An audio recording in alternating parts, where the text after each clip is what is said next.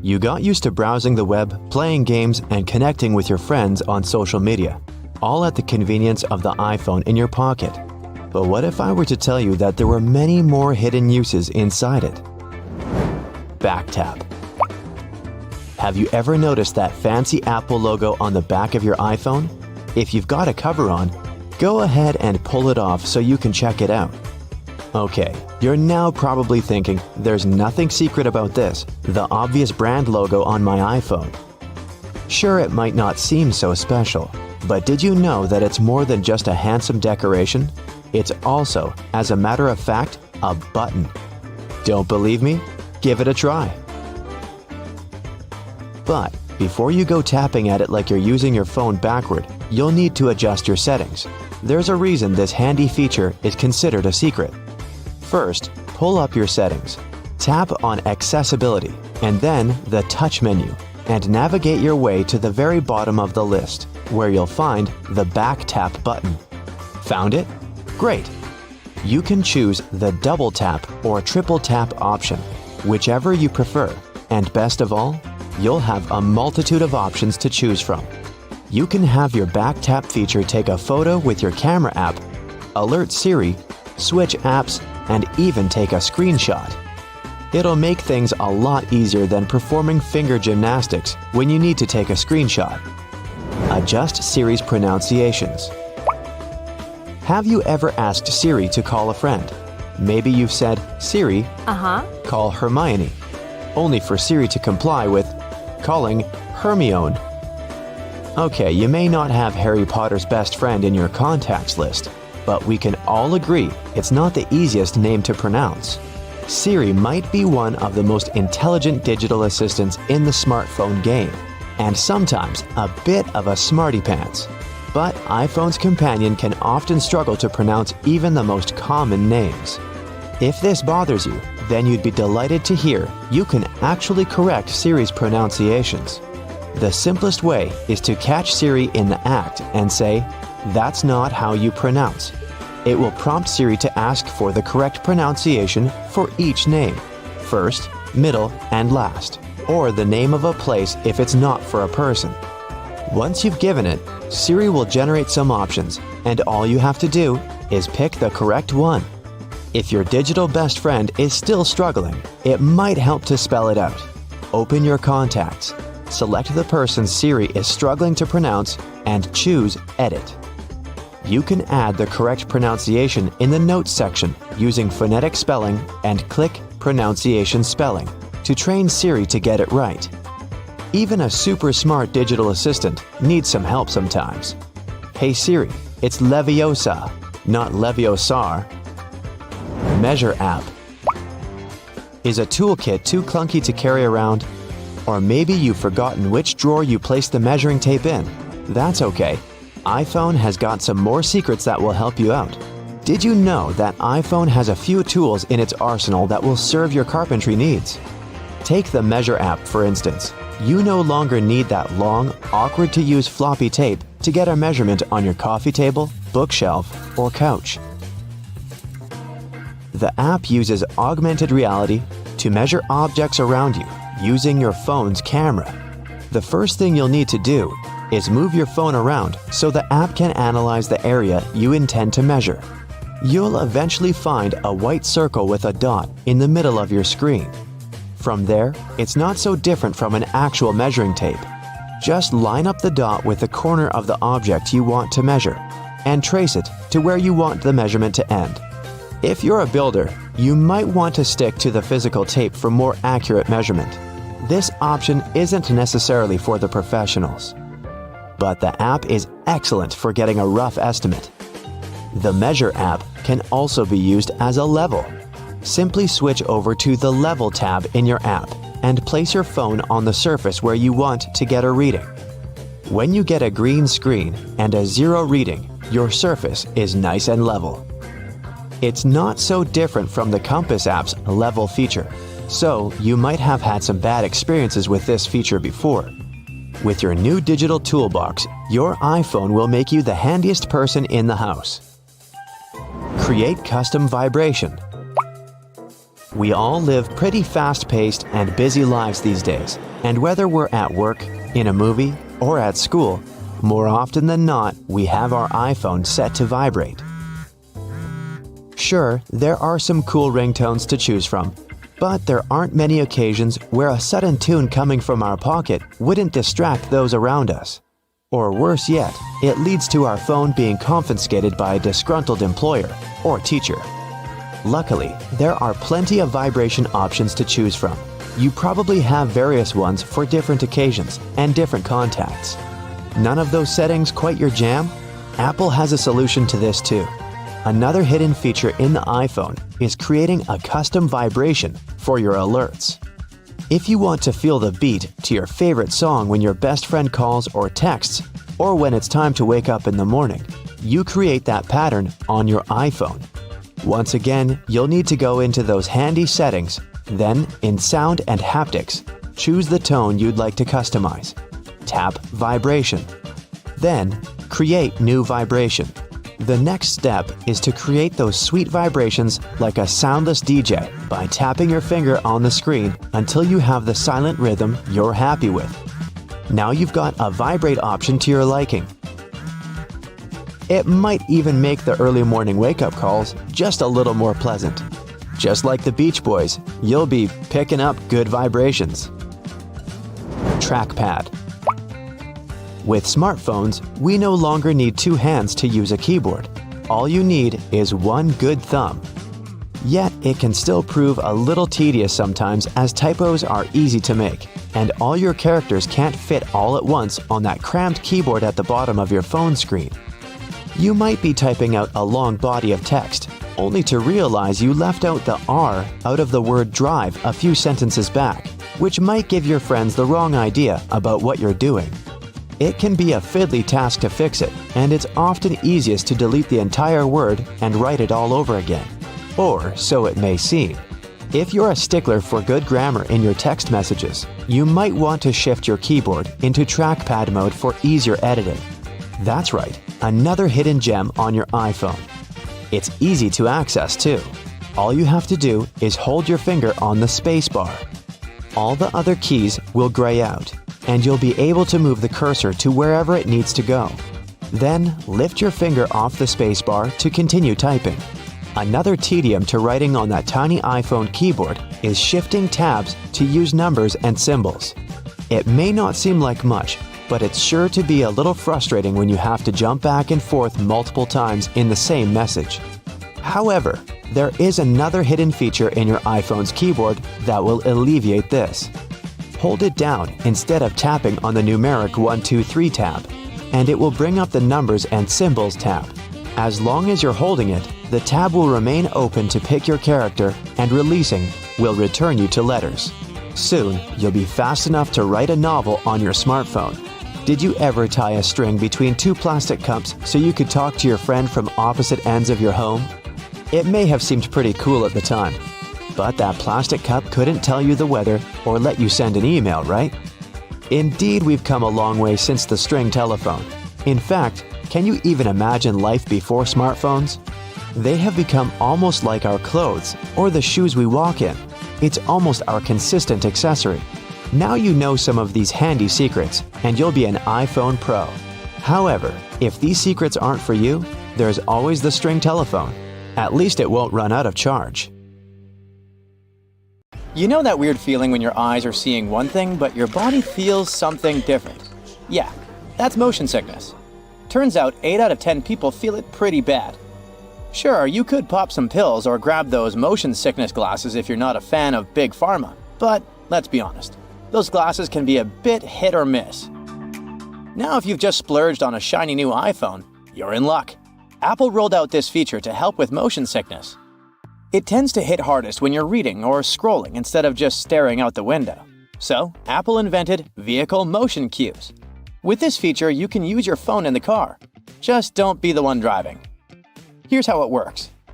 Tiny animated dots appear around the edges of your screen, syncing with the car's movement to keep your senses chill. Your iPhone uses built-in sensors to know when you're cruising and adjusts automatically. You can set it up to pop up on its own or toggle it from the control center whenever you need a little help. No need to press any buttons to restart your iPhone if you're using iOS 18. The revamped control center keeps all your favorite controls: brightness, volume, orientation, Bluetooth, Wi-Fi, and adds a shiny new restart button. Just swipe down from the top right corner of your screen and press and hold that new power button. Don't just tap it. Think of it like a game of hold the button until something cool happens. After a second, the power off slider will pop up. When you're ready to bring your iPhone back to life, just hold down the side button. Easy peasy. It's like magic, but without the rabbits. The iPhone flashlight just got a major glow up. With iOS 18, not only can you adjust the brightness, but now you can also tweak the beam width. If you got a compatible model, that is. Turn on your flashlight through the lock screen or control center, and you'll see a fresh user interface pop up in the dynamic island. Swipe up and down to play with the brightness, and swipe left and right to change the beam width. And if you want to turn it off, just tap anywhere in the dynamic island. Next time you're throwing a party at your place, you'll see there will be people asking you to give them the password for Wi-Fi. You can make it all easier by creating a QR code for everyone who might need to use your network. Got some friends over and want to share your Wi-Fi without the hassle? Even if the person scanning the QR code isn't in your contacts, it's not a problem. This works like a charm for those outside your digital circle. You can even share your Wi-Fi with your Android friends this way. To create a code, just open a new Passwords app. Head to the Wi-Fi section, tap on your network, and hit Show Network QR Code. Have your friends scan it with their cameras, and boom, they're online. If your home screen starts to look like a digital junk drawer, iOS 18 got you covered. You can now ditch those app labels below the icons if you're confident you can recognize your apps just by their thumbnails. To give your home screen a cleaner look, just press and hold a blank spot until everything starts wobbling. Yes, you're in jiggle mode. Then, tap on Edit. Customize. At the bottom, select the large option to make your icons bigger. All done. There's one more makeover iOS 18 finally gives the setting menu. You don't need to scroll through a bunch of system and third-party apps crammed at the bottom. They've all been neatly tucked away under an Apps menu, clean and tidy. Now, when you dive into the main menus, you'll see a little description at the top to guide you. For instance, open the General menu, and you'll get a quick heads up. Manage your overall setup and preferences for iPhone, like software updates, device language, CarPlay, AirDrop, and more. You'll find similar summaries in other sections too, like accessibility and privacy and security. For iOS 18, there's also a smart dialer, making it easier to find your contacts. It's a T9-based system. Yeah, the kind Android users have enjoyed for ages. It lets you type a name using the number pad. So if you want to reach Max, just punch in 629. The system will guess who you're trying to call and show you the contact at the top. The Notes app just leveled up with 2 new features to boost your productivity. Now you can type in a math expression and hit equals to see the result in real time. Need to track your trip expenses, monthly subscriptions, or split that dinner bill? Just pop in the equation right in Notes. You don't need to hop back and forth to the calculator. Plus, the app keeps tabs on your recent notes, so you can switch things up easily. Just tap that 3-dot menu at the top, hit Recent Notes, and you're back to whatever you were working on faster than you can say multitasking. By the way, you can now add color to your text in the notes. Choose from 5 hues: purple, pink, orange, mint, and blue. Now your important points won't just blend in with the rest of the text. They'll pop like a neon sign. Just hit the AA icon and you'll find the color options waiting for you. Now, you don't have to upgrade to the iPhone 16 just to hit pause on your video recording. That's right, the cool pause button is part of the iOS 18 update for all compatible iPhones. So, when you start recording, you'll see that pause button pop up in the corner. It's a game changer for social media influencers who want to snag the perfect shot. Because let's face it, how else are you supposed to get that flawless clip for Instagram or TikTok? You've probably heard about the new Photos app in iOS 18. It's got this cool collections feature that organizes your photos by themes, like recent days, pinned collections, trips, memories, and people and pets. If you want to tweak things a bit, just scroll down to the bottom of the app and hit Customize. You can remove, reorder, or add sections to make it just how you like it. It's like rearranging your sock drawer, but way more fun. Apple has also revamped the Utilities menu, making it super easy to find all sorts of goodies like receipts, handwriting, illustrations, QR codes, and documents. Just open up the same Photos app, scroll down to the Utilities menu, pick a category, and boom! You've got the images you need in a flash. Later this year, Apple's rolling out one more cool new feature: eye tracking. It's like magic for people who need a little extra help. Imagine controlling your iPad or iPhone just with your eyes. Yep, the secret sauce is AI. Setting it up is a breeze thanks to the front camera, and don't sweat it about privacy. All your data stays on your device. No sneaky peeking from Apple. You'll be able to use eye tracking across all your favorite apps on iPadOS and iOS. With this nifty feature, you'll navigate apps and even activate stuff just by looking at it. That's right, swipe, tap, and hit buttons all with a glance. Music haptics is a new way for people who are deaf or hard of hearing to vibe with music on their iPhones. When you turn this feature on, the Taptic engine cranks out taps and vibrations that sync up with the music. So far, it only works with some songs available on Apple Music, but there are millions of them. Developers can even use the API to bring this musical magic to their own apps. Vision OS is having new accessibility features this year too. First, there will be system-wide live captions. This means everyone, including those who are deaf or hard of hearing, can follow along with conversations and app audio.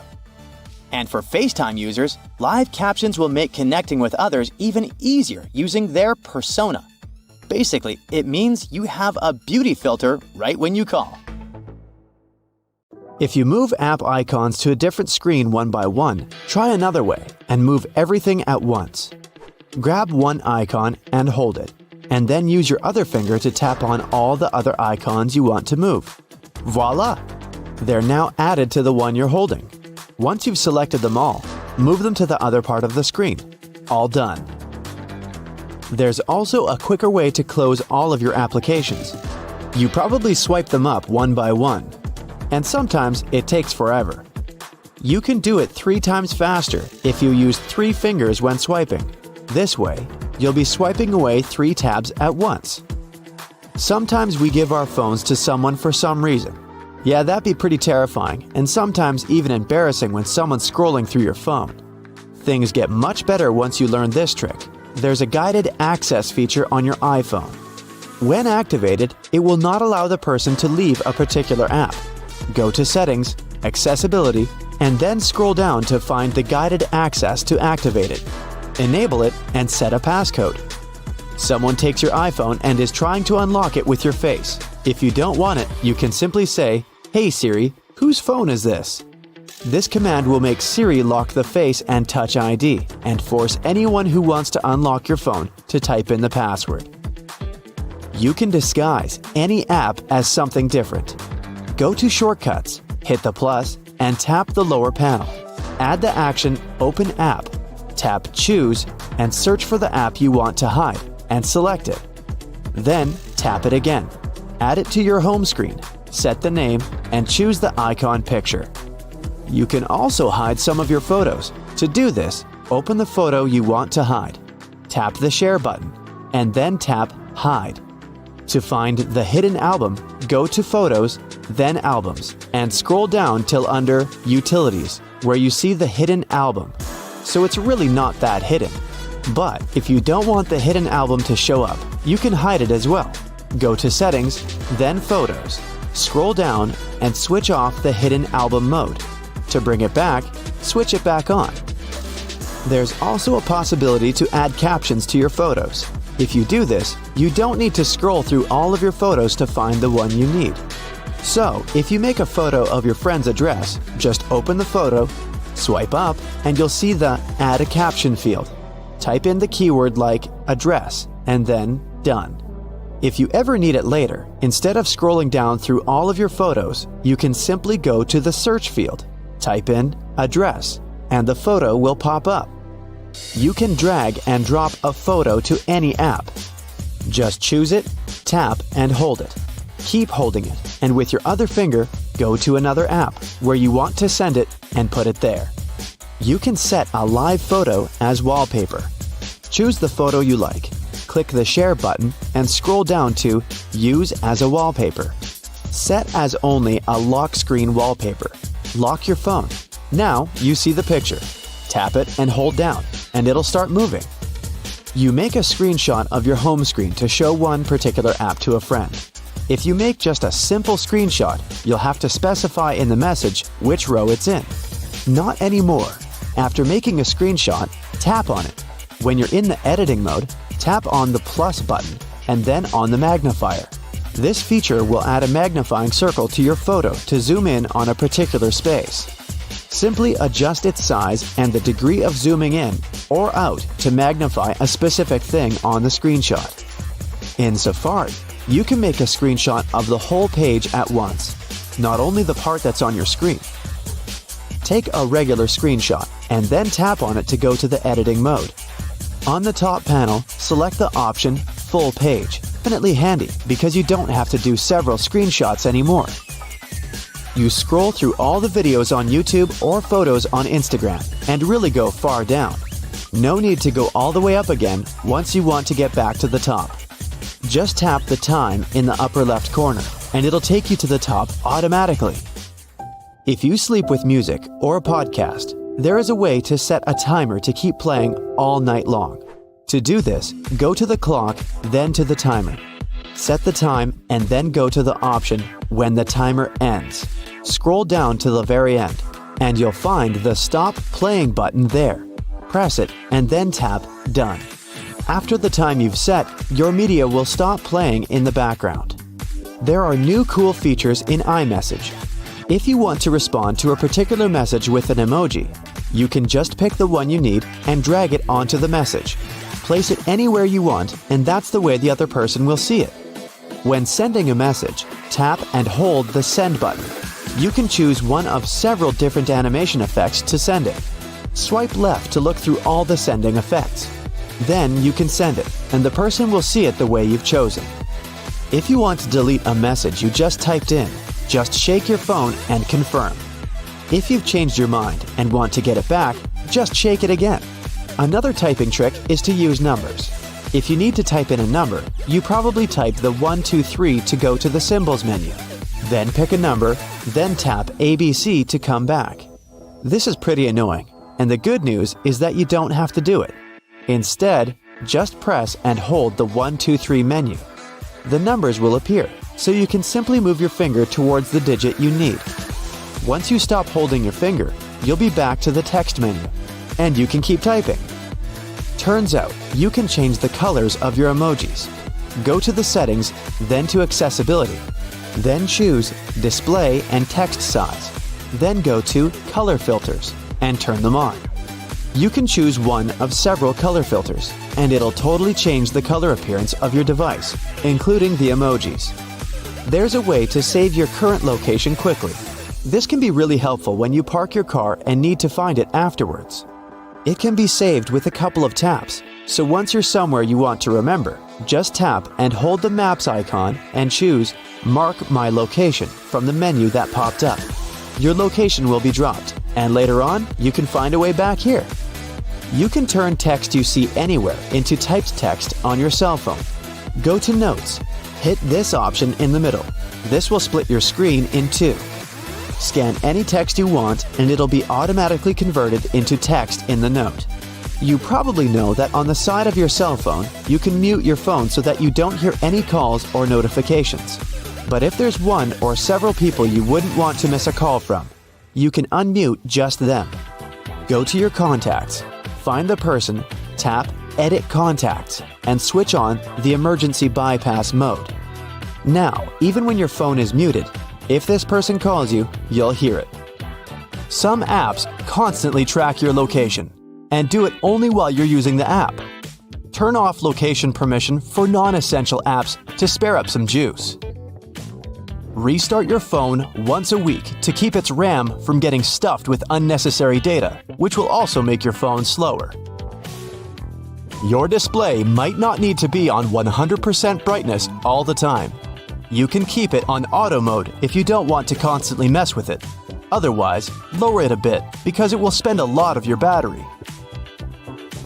Use low power mode. Apps might run a bit slower, but your phone will charge faster and spend less battery. Turn off push notifications. Do this in the app setting and turn off the ones you don't care about.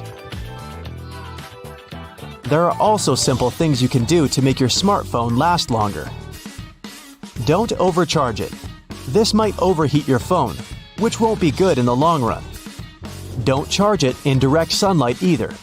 In fact, don't expose your phone to direct sunlight at all. Keep it cool if you can. Don't play with it while it's charging. It's another way phones get overcharged. The most important thing is to get a good case. Order one before you get your new phone.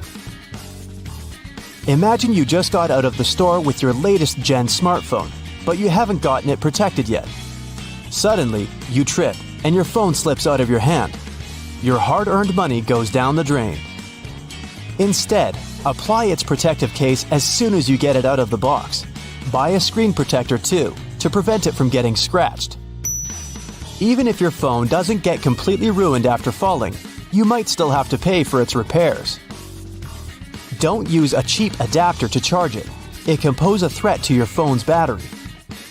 With time, your phone screen will get some dirt on it, and so will its ports. Take a bit out of your day to clean out any lint or dirt in the charging port, microphone, and speaker grill. Go shopping for some oranges and I'm sure you'll get them in a red mesh bag.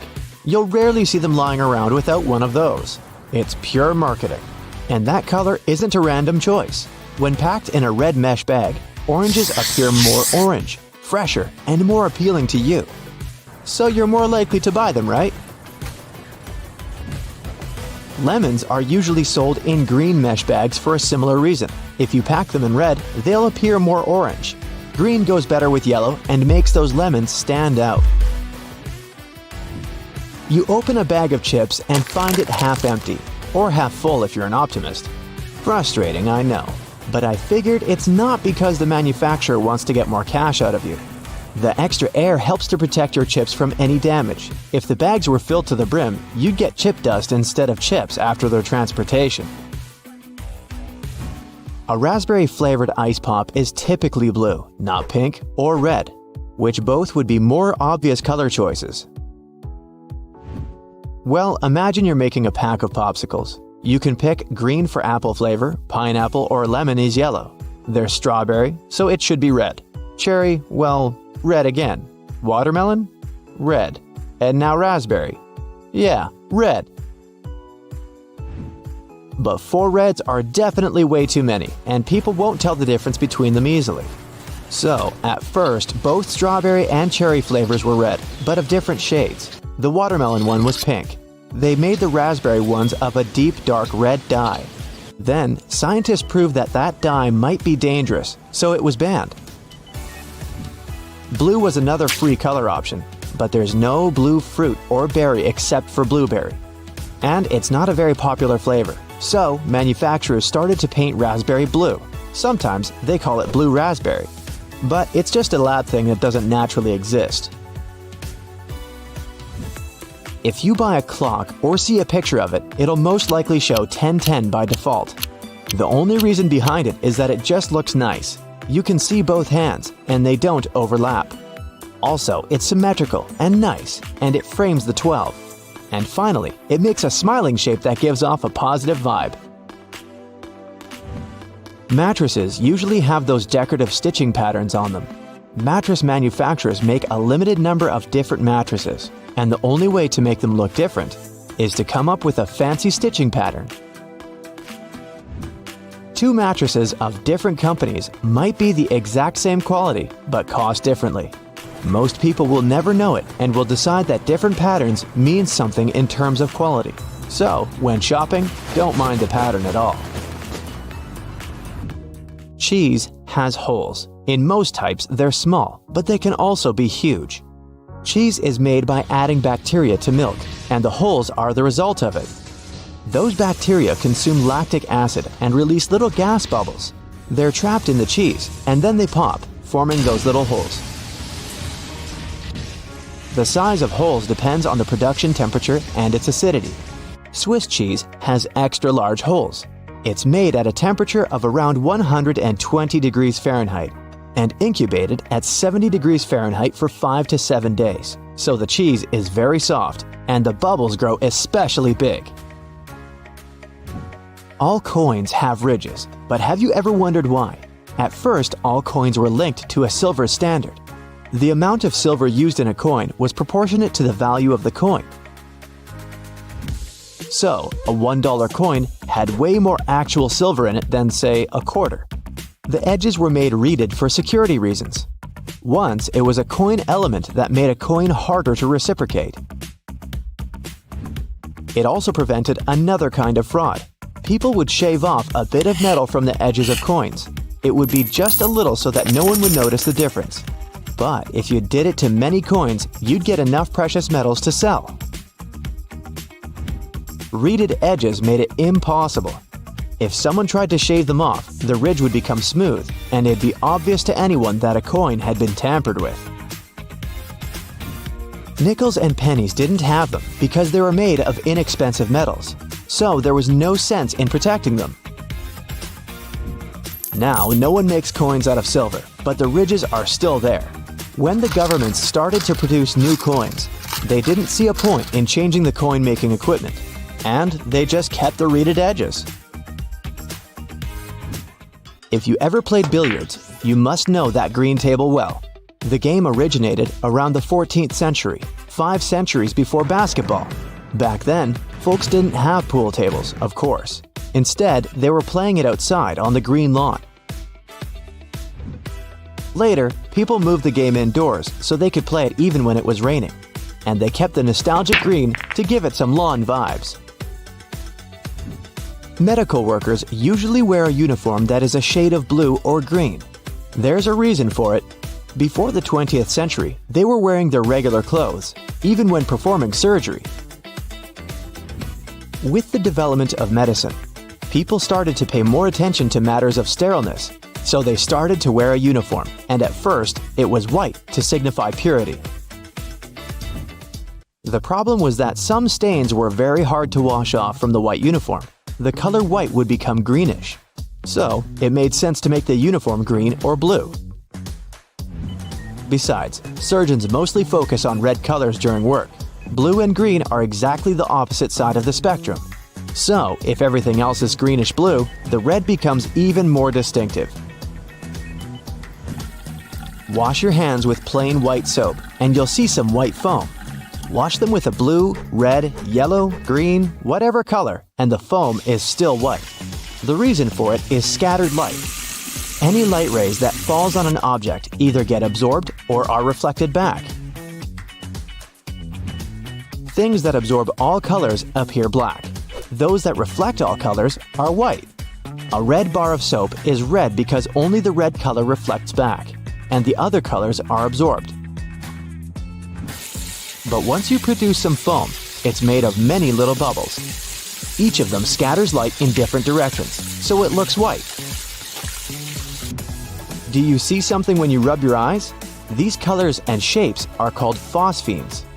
The reason why you see them is that when you're rubbing, you increase the pressure in the eyeball and activate the neurons of the retina that process visual information. Once they're activated, your brain interprets it as if you see the light, and it tries to actually see it. Ever wondered why you have black circles around your eyes when you're tired? The skin under the eyes is very thin, so the blood vessels are very close to the surface, and you can see any difference easily. When you lack sleep, your skin gets paler, and the blood vessels are even more visible. So, you can see those dark circles showing through the skin. Also, with age, your skin naturally gets thinner, so that's why older people tend to have dark circles. But if you're young, try to get more sleep, and they'll be gone. You say Germany, the Spanish say Alemania, and the Germans say Deutschland, and it sounds like 3 different countries, but it's just one. If someone's name is Olivia, she will be more or less of Olivia everywhere. So why do countries have different names in different languages? Countries have existed for a long time. Back when people from different countries couldn't communicate and spoke different languages, they'd refer to some territory the way they referred to it, never agreeing with other countries, and the name stuck. A German tribe called Alemanni once lived in what's now Switzerland. So I guess that's why the Spanish started to call the land Alemania. Then the Germans were united and called themselves Deutschland. In English, the pronoun I is always capitalized. Even the linguists don't know for sure why it's so. At least yet. I comes from the German ich. During the time it evolved from ish to ich and later to I. Some theorize that a little I appeared to be too insignificant in a sentence, standing on its own, so it started to be capitalized to be more distinctive. If you've ever seen a behind-the-scenes video, you might have noticed that they click that clapperboard before each scene. This clap helps a lot at the stage of editing. The film and the audio are recorded separately, and when they're synchronized, the clapperboard makes that brief clap at the very beginning of a shot scene. And it's easier to find where the scene starts to add the audio. Another reason is to give more details on the filmed piece. They add information about the scene and take number, the filming date, the camera angle, and other important stuff to the clapperboard that makes it easier to go through hundreds of video pieces later. Some pieces of clothing come with a small patch of fabric with a button on it. While it's quite obvious how to use the button, the fabric's purpose isn't so apparent. It's not there to patch holes. You're supposed to test your cleaning products on it. Then, if something goes wrong, you won't ruin the whole garment. The seemingly random dime-sized hole in the elevator door is actually a keyhole. If the elevator doors get stuck, an operator can open them manually by inserting a special key in this hole. The same tool is used when an elevator needs routine maintenance. Some plastic milk containers have dents in their sides that serve several purposes. For one, if milk spoils, this process can cause swelling and high pressure buildup inside the container. That's when the dent comes in handy. It pops out and doesn't let the jug blow up. Plus, if you decide to freeze the milk, it'll expand like any other liquid. And then again, the indentation will pop out and prevent the container from bursting inside the freezer. A first-timer might think that Chinese takeaway boxes have a peculiar shape. The more experienced diners know that by unfolding the sides of these containers, you get a paper plate with the food already sitting on top. The lines on plastic solo cups can help you measure out liquids and non-liquids too. From the bottom up, those lines coincide with the measurements of 1, 5, and 12 ounces. The lowermost line is the perfect portion of mouthwash. The middle one is a serving of cereal for breakfast, and the topmost is the amount of water recommended to drink 4 to 5 times a day. Striped toothpaste will always come out in stripes even if you mash the tube with all your strength. No magic involved though. The product is very dense and viscous, so it doesn't mix well. The white, blue, and red parts of the toothpaste are pushed down at an even rate thanks to their similar physical properties. And viscosity helps the stuff be pushed down and out from the edges first, so no matter how hard you try, there will always be those perfect stripes. Not every iPhone owner pays attention to an almost unnoticeable little hole between the camera and the flash. It's the gadget's second microphone. Its role is to block outside noises when you're filming a video. This microphone also makes the sound clearer. Use it when you're on the phone in a noisy place. Dental floss can slip out from your fingers and tangle. To avoid such problems, tear off a piece and floss and tie its two ends together. It will be much easier to use and won't hurt your hands. Most frying pans have holes in their handles. You can use it to hang the thing on a hook on the wall, but that's not its original purpose. When you're cooking something in the pan, the hole in the handle is there to hold your messy spoon. It's especially important for plastic utensils because you can't leave them in the pan for long since they can melt. Some toothpicks have several grooves on the blunt end. When you need to use one, break off the grooved end and put it on the table. It'll serve as a rest to keep your toothpick from touching the surface. You've probably noticed that most soft drink lids have ridges and 3 bumps on them. With their help, the lid can turn into a coaster once you put it on the table and place the cup on top of it. No more spillage. Bath foam isn't only for fun or a nice smell. It also helps regulate the temperature. The bubbles keep the water hot so you can enjoy a bath a bit longer. Anyway, it works for acrylic bathtubs only. Those made of metal lose heat really fast either way. Almost all measuring tapes have a metal tip with a small slot on the end. You can use this slot to hang the tape on a nail or a screw to make measurements without anyone's help. Sometimes this tip has a row of sharp points along the edge on one side. That comes in handy when you want to leave a mark without using a pencil. A pack of cotton pads has those strings on it so we could hang it on some hook or holder. And no, there's no need to untighten and tighten the pack again. Look at the bottom of the pack. It has a perforated line. Tear along that, and now you're good to pull out a cotton pad. A triple handle on a jerry can is there to make it easier for 2 people to carry it and distribute the fuel evenly. Gas cans often have a second hole that actually needs to be uncapped too before you pour the gas. The air passage will prevent it from pouring out. Lemons get juicier if you warm them up a little bit in the microwave. The heat softens the frozen membranes, so the juice can flow out freely. More lemonade for you. When you buy some grated cheese, get ready for a surprise. If the package says it contains cellulose, it means that the cheese does contain wood pulp. Don't worry, it's digestible. It's added to prevent the product from clumping. The expiration date on mineral water isn't about water going bad. Actually, no water can spoil, but the bottle can. Over time, it starts leaking some chemicals that aren't quite safe. The spike in the cap of a tube of ointment or cream is there so you can puncture the tiny foil seal. No need to grab a toothpick or try to use your fingernails to peel it off. Post-it notes are supposed to be peeled off from the side, like you're turning the page in a book. Most of us tear them from the bottom, and that just creates a crease and makes the whole note less sticky.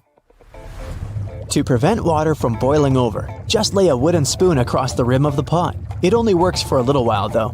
If the spoon's surface gets heated up to the boiling point, the bubbles will just foam up and around it.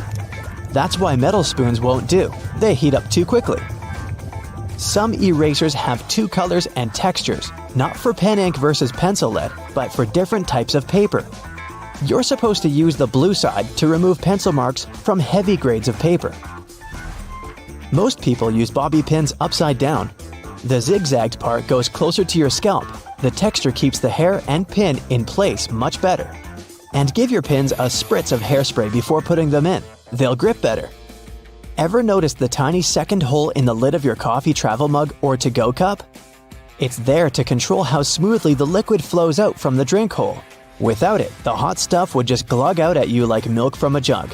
It also lets the steam escape so the high temperature and built-up pressure don't melt the lid or send it shooting off. Apples you buy at the supermarket were likely picked between August and November. After that, they were covered in wax, hot air dried, and stored in cool places. It takes the fruit 6 to 12 months to make it to fresh produce shelves. Sometimes you need to get away from your computer but don't want to keep logging back in. Put your mouse over the top of an analog watch. The mouse will perceive the ticking second hand's movement, and this will prevent your computer screen from turning black. When using a blender, pour the liquids in it first. Only after adding your milk, coconut water, or yogurt, put the berries, fruit, or spinach inside. Thanks to the holes in the bottoms of earphones, air can circulate up and down through the speakers. It results in increased low frequencies. This makes the bass sound deeper and improves the overall sound quality. You can use metal loops on the sides of a grocery cart to organize the space in your cart better. Hang your jacket on such a loop or put a bag of delicate items there, like eggs or bread. This way your jacket won't get wrinkled and eggs won't get squished. The black lines on a basketball make the game easier to play. They're actually grooves helping you handle the ball. And since the players need to move around the court while dribbling or bouncing the ball, control is crucial. The black lines allow you to grip the ball better. You can also easily steer it in any direction once it's in your hand. If the basketball was smooth, you wouldn't be able to do it. By the way, pebbled dots that cover the outside of the ball serve the same purpose. The drawer at the bottom of your stove is there to keep your dishes warm when you cook large amounts of food. When one dish is in the oven, the already prepared ones are kept warm in the drawer below. After a bad day at work, you decide to hide yourself from the rest of the world. You turn off your phone and your laptop and lock yourself inside the bathroom. You jump out of your meditation when you hear a beeping sound. It's your toothbrush saying, "Data transfer completed." Your robot vacuum knocks at the door. Looks like it must be after you. Robot vacuums make a map of your home to get around and plan cleaning better. They can share this map with other gadgets via Wi-Fi and store them in the cloud. When advertisers get access to those maps, they can get an idea of your home size, your income level, and lifestyle to send the right ads your way. Vacuums don't have microphones, but their navigation systems can be repurposed to listen to your conversations. They map the room with a laser beam directed at objects. Sound waves affect that light. If you collect that data, you can convert it back into sound waves and identify what someone said. Headphones and microphones are based on the same idea. Headphones turn electrical signals into sound, and microphones turn sound into electrical signals. If you plug your headphones into the microphone jack, they'll work as a microphone. Bad guys learn to do it remotely without your consent. There's malware that retasks your computer output channel into input channel. It can record sounds from across the room even when the headphones are in their jack and the microphone is turned off and disconnected from the computer. Then it compresses the audio and sends it over the internet. There are computer mice that look like regular ones but have microphones and a built-in SIM card in them. The mics are so powerful they can even record whisper and broadcast that audio in real time. To activate it, you have to call the SIM card number and it goes on silently. To deactivate it, you can send an SMS to the same number. Some employers confirmed eavesdropping on their staff using that technology. A smart toothbrush remembers every move you made with it and shares it with you when you're done brushing. It also connects to your iPhone or Android using an app and sends data on your brushing habits to your dentist. They can watch over your brushing process and give you tips on how to take better care of your teeth. Smartwatches, fitness trackers, and other smart wearables monitor your health and can determine if you're walking, running, or driving with their built-in sensors. If third parties get control over that data, they can also monitor your hand movements as you unlock your phone, enter your PIN code at the ATM, or your password at the computer. The gadgets are smart enough to accurately guess all that secret data most of the time. They can also find out the email address you used when you registered with the app to identify who you are. Pacemakers and other health devices send patient data over the internet. In theory, criminals could obtain it during transfer and change it to look like the patient needs hospital treatment. That would make them leave their home, and bad guys could take advantage of the situation. Smart toys that have cameras and microphones in them can record videos and sounds and send them to the toy maker. To keep prices on smart toys lower, they don't add expensive security mechanisms to protect that data. If cybercriminals get a hold of it, they can steal pictures, videos, or audio, and even identify GPS coordinates of the house. LED lights equipped with sensors and connected to video cameras can watch over and listen to conversations over a large distance. This technology was used at one large airport for security and comfort reasons. Cybercriminals went further and learned to use ordinary light bulbs for eavesdropping on conversations. To do it, they need a clean line of sight between a powerful telescope and the bulb of the right thickness. It won't work if you have drapes on your window. When you're talking or listening to music, there are changes in air pressure on the surface of the bulb and it's shaking a bit. A special converter can turn data on the sounds from electrical to digital. Internet-connected thermostats can be operated remotely, and that made them desirable for cybercriminals. They once got access to millions of debit and credit cards data through a large retailer's heating and cooling system. Other bad guys found a way to remotely lock smart thermostats' controls and demanded ransom to unlock them. Smart fridges can tell you when it's time to buy milk as they track your food preferences and have great connectivity. Smart dishwashers, coffee machines, washers, and dryers are also collecting and transmitting your data, even at moments you don't think they're doing it. Criminals can make use of that data to find out a lot about your schedule and guess when you aren't at home. Your voice assistant makes your life easier, but it must listen to you 24/7 to make that possible. They never record anything you say before you activate them with your voice. Everything that follows is stored in the cloud and can be of use for different companies. They can learn what music you like to listen to, what news stories interest you the most, and where you make your reservations. Some companies hire human reviewers to listen to commands to see if voice recognition works well and improve its accuracy. Xbox admitted they also hired people to listen to users' audio to improve voice command features. The problem is that it made some recordings by mistake and strangers were listening to personal chats. Home security cameras can take videos, pictures, and audio recording and upload them to the cloud without you even knowing. Manufacturers say it's done to improve object recognition. You can get access to that camera footage remotely using an app. There are programs that can guess a CCTV password and forward the video stream to a third-party computer. They can also get control over the camera and disable any signs of monitoring, like red light, so it seems inactive. Almost every car has an event data recorder that tracks information on its location, average speed, road condition, and even your preferred route. Your computer on wheels constantly streams that data to its manufacturer. They use it to try to prevent accidents and make other improvements. It's not clear who owns all that car-related information, so in theory, it could end up at a third party. Smart TVs run an operating system just like computers and also have a file system, cameras for video face recognition, and a microphone. They are always connected to the internet, and if cyber criminals get access to a TV, that can change certain settings and record audio even when the TV is off. They could also watch you through the camera and use the smart gadget to move to other devices on the same network, like your laptop. Well, I'm totally creeped out, so what can we do about it? You can disable automatic content recognition to stop your TV from giving you viewing recommendations and limit voice activation function for a safer experience. You'll find that option in General or Advanced settings under Viewing Information or Viewing Data. You can also disconnect it from the cloud altogether. Always change default passwords and usernames on new devices to secure your network. Make up a new password for every gadget every now and then. You can also split your modem and use one Wi-Fi signal for laptops, iPads, and the like, and the other for security cameras. Don't forget to turn off the Wi-Fi router when you leave the house to minimize the risk of a digital intrusion.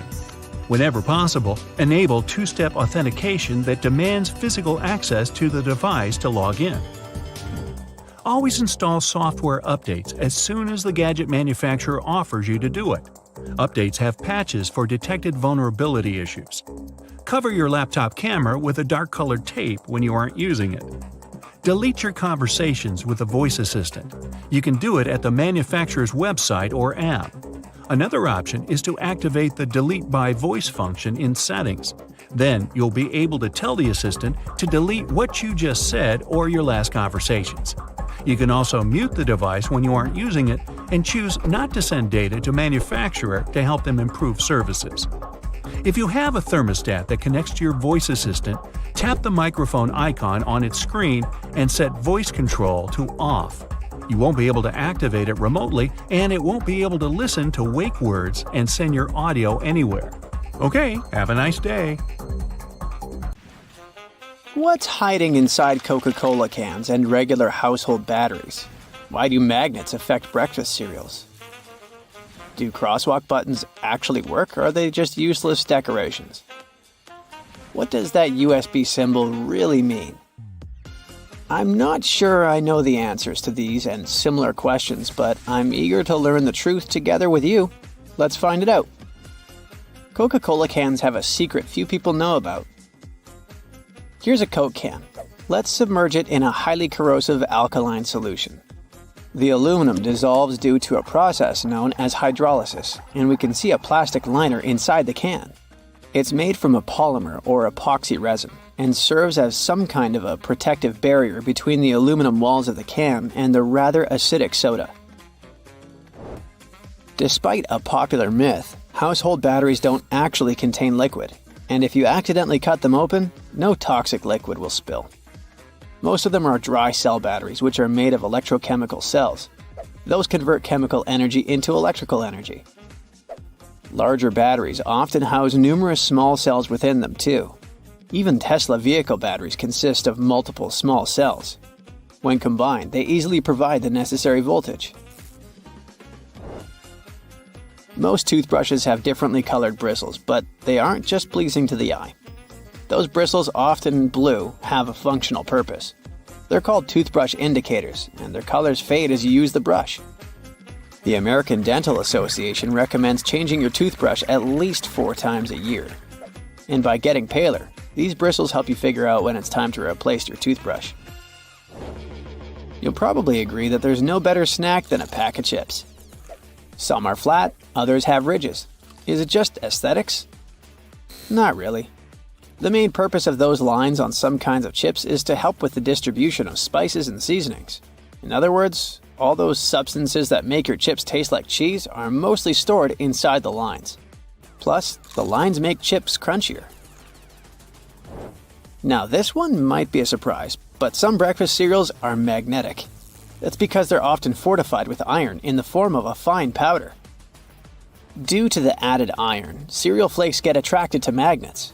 All this may sound kinda alarming, but in reality, the iron content in the flakes is minimal and doesn't pose any threat to your health. That clear fluid in gel pens is called the ink follower or stopper fluid. The gel in such pens contains pigment particles dissolved in a polymer solution. The main task of the stopper fluid is to be a barrier to prevent the gel from evaporating or leaking out. Without this transparent fluid, your gel pen wouldn't function. The fluid always stays in one position and doesn't get dissolved with the gel. Neither does it move backwards or flow out of the pen. Many pedestrian crosswalk buttons, namely in New York, are placebo buttons. They do literally nothing when you press them. Originally, they were functional after being introduced in 1964, but today, most of them don't affect traffic lights, which are programmed based on the real needs of the traffic flow. Why do such buttons even exist then? It's a simple psychological trick, providing you with an illusion of control. You might have noticed that movie theater seats are almost always red. This choice isn't random, it has strategic importance, which is rooted in visual science. The thing is, red light has a longer wavelength. It means that it's the first color to disappear in low light. It allows the audience to concentrate better on the screen once the movie begins. Such a design choice enhances the viewing experience by minimizing distractions. Speed bumps are crucial for pedestrian safety, but at the same time, they can seriously increase car emissions due to the non-stop acceleration and deceleration they cause. To address this issue, some cities like London are testing fake speed bumps. Those are optical illusions painted on the road. They look raised from a driver's perspective, but in reality, they're flat. Authorities hope that this approach will slow down drivers without having a negative impact on the environment. Soda bottles are always filled in such a way that there's some space between the liquid and the cap. That's because soda contains carbon dioxide. It's a gas that can expand once the bottle's heated. If there's no gap in the bottle, it can break because of the pressure building inside. Also, when you open your drink, the gases go out in the form of bubbles, making the drink overflow. The gap helps with this problem too. The USB symbol, looking like a trident, has always sparked multiple speculations about its origin. One popular idea is that it represents Neptune's trident and symbolizes power and adaptability. But there's also a little bit less exciting theory. A man who claimed to have designed the symbol in the 1980s stated that it was supposed to represent connectivity. The large circle symbolizes a computer, while the attached shapes, the circle, the triangle, and square, stand for different outputs. The design of a tennis racket has a specific feature known as the throat. It's an open space below the head of the racket. This space isn't just for storing balls, it also improves the racket's aerodynamics by letting air pass through. It seriously reduces drag during swings. Speaking of tennis courts are usually built with a north-south orientation. It helps minimize the impact of the sun's position during the game, ensuring that neither player has the sun directly in their eyes. Look closely at a tram's overhead lines, and you'll see that its contact wires zigzag back and forth instead of going in a straight line. That's because all trams have pantographs attached to their roofs. The upper part of the pantograph is gradually worn down by the overhead wire and eventually needs to be replaced. To wear it down evenly, the wire is not installed strictly along the tram's path, but in zigzag patterns. As the tram moves, the pantograph slides along the wire, and it wears down evenly. Those cone-shaped water cooler cups? Their shape is intentionally designed to prevent users from setting the cups down. This allows employees to minimize the risk of spilling water on their desks around various electronic devices. Plus, less material is used to produce cone-shaped cups, which makes the process less wasteful and more cost-effective. It also kinda supports sustainability by encouraging people to drink their water quickly and dispose of their cups immediately after. Most suitcases have 2 zipper pulls, and it serves several purposes. First of all, if one zipper fails, the other can keep the suitcase closed. Even better, having 2 zippers allows you to have easier access to small sections of your suitcase without having to open it entirely. And finally, when you have 2 zippers, you can connect them with a padlock for increased security. Some plastic milk containers have dents on their sides. These dents serve several purposes. When milk spoils, it usually causes swelling and high-pressure buildup inside the container. That's when the dent pops out and doesn't let the jug blow up. Plus, if you decide to freeze the milk, it will expand like any other fluid. And then again, the indentation will pop out and prevent the container from breaking inside your freezer. If you ever had a problem figuring out why fake pockets exist, you need to hear this. The main reason is that if a clothing item has a specific cut or shape, pockets may spoil it. They can alter the item's shape either in the warehouse or already on the retail rack. The solution? Getting rid of the pockets in key areas. Plus, fake pockets are obviously cheaper, and they don't get stretched out.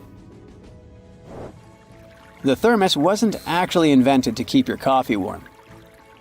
It was made by a Scottish scientist who wanted a safe place to keep his chemicals at a stable temperature. So, he took 2 bottles, put the smaller one inside the bigger bottle, and vacuumed out the air between them. Now, doctors recommend risking your life at least twice a day. I mean, brushing your teeth at least twice a day. But you see, the seemingly harmless toothpaste that peacefully chills on every American counter poses a life-threatening danger because of one not-so-harmless ingredient, sodium fluoride. Now, don't get me wrong, not every toothpaste out there contains it, but most of them still do. But don't rush to the bathroom to trash your tube. If you swallow a tiny pea-sized glob, it isn't fatal. I'm talking about larger quantities. A toothpaste tube has only 0.15% fluoride. To send you running to the hills, you must consume around 8 tubes one by one, so technically, toothpaste is totally safe. Let's go and look for more dangers at your place, shall we? Personally, I don't have this one, but if you happen to have a CFL light bulb, you gotta be extremely cautious with it. The thing is, many of those bulbs are made with mercury. If such a bulb breaks, you gotta start by turning off your ventilation system. Otherwise, the contamination will only get worse. Make sure everyone has left the room, then open a window to allow for fresh air circulation. Finally, clean the area where the bulb shattered. Be careful to address both wet and dry surfaces and contact specialists. Mercury vapors are definitely the biggest concern when it comes to this element.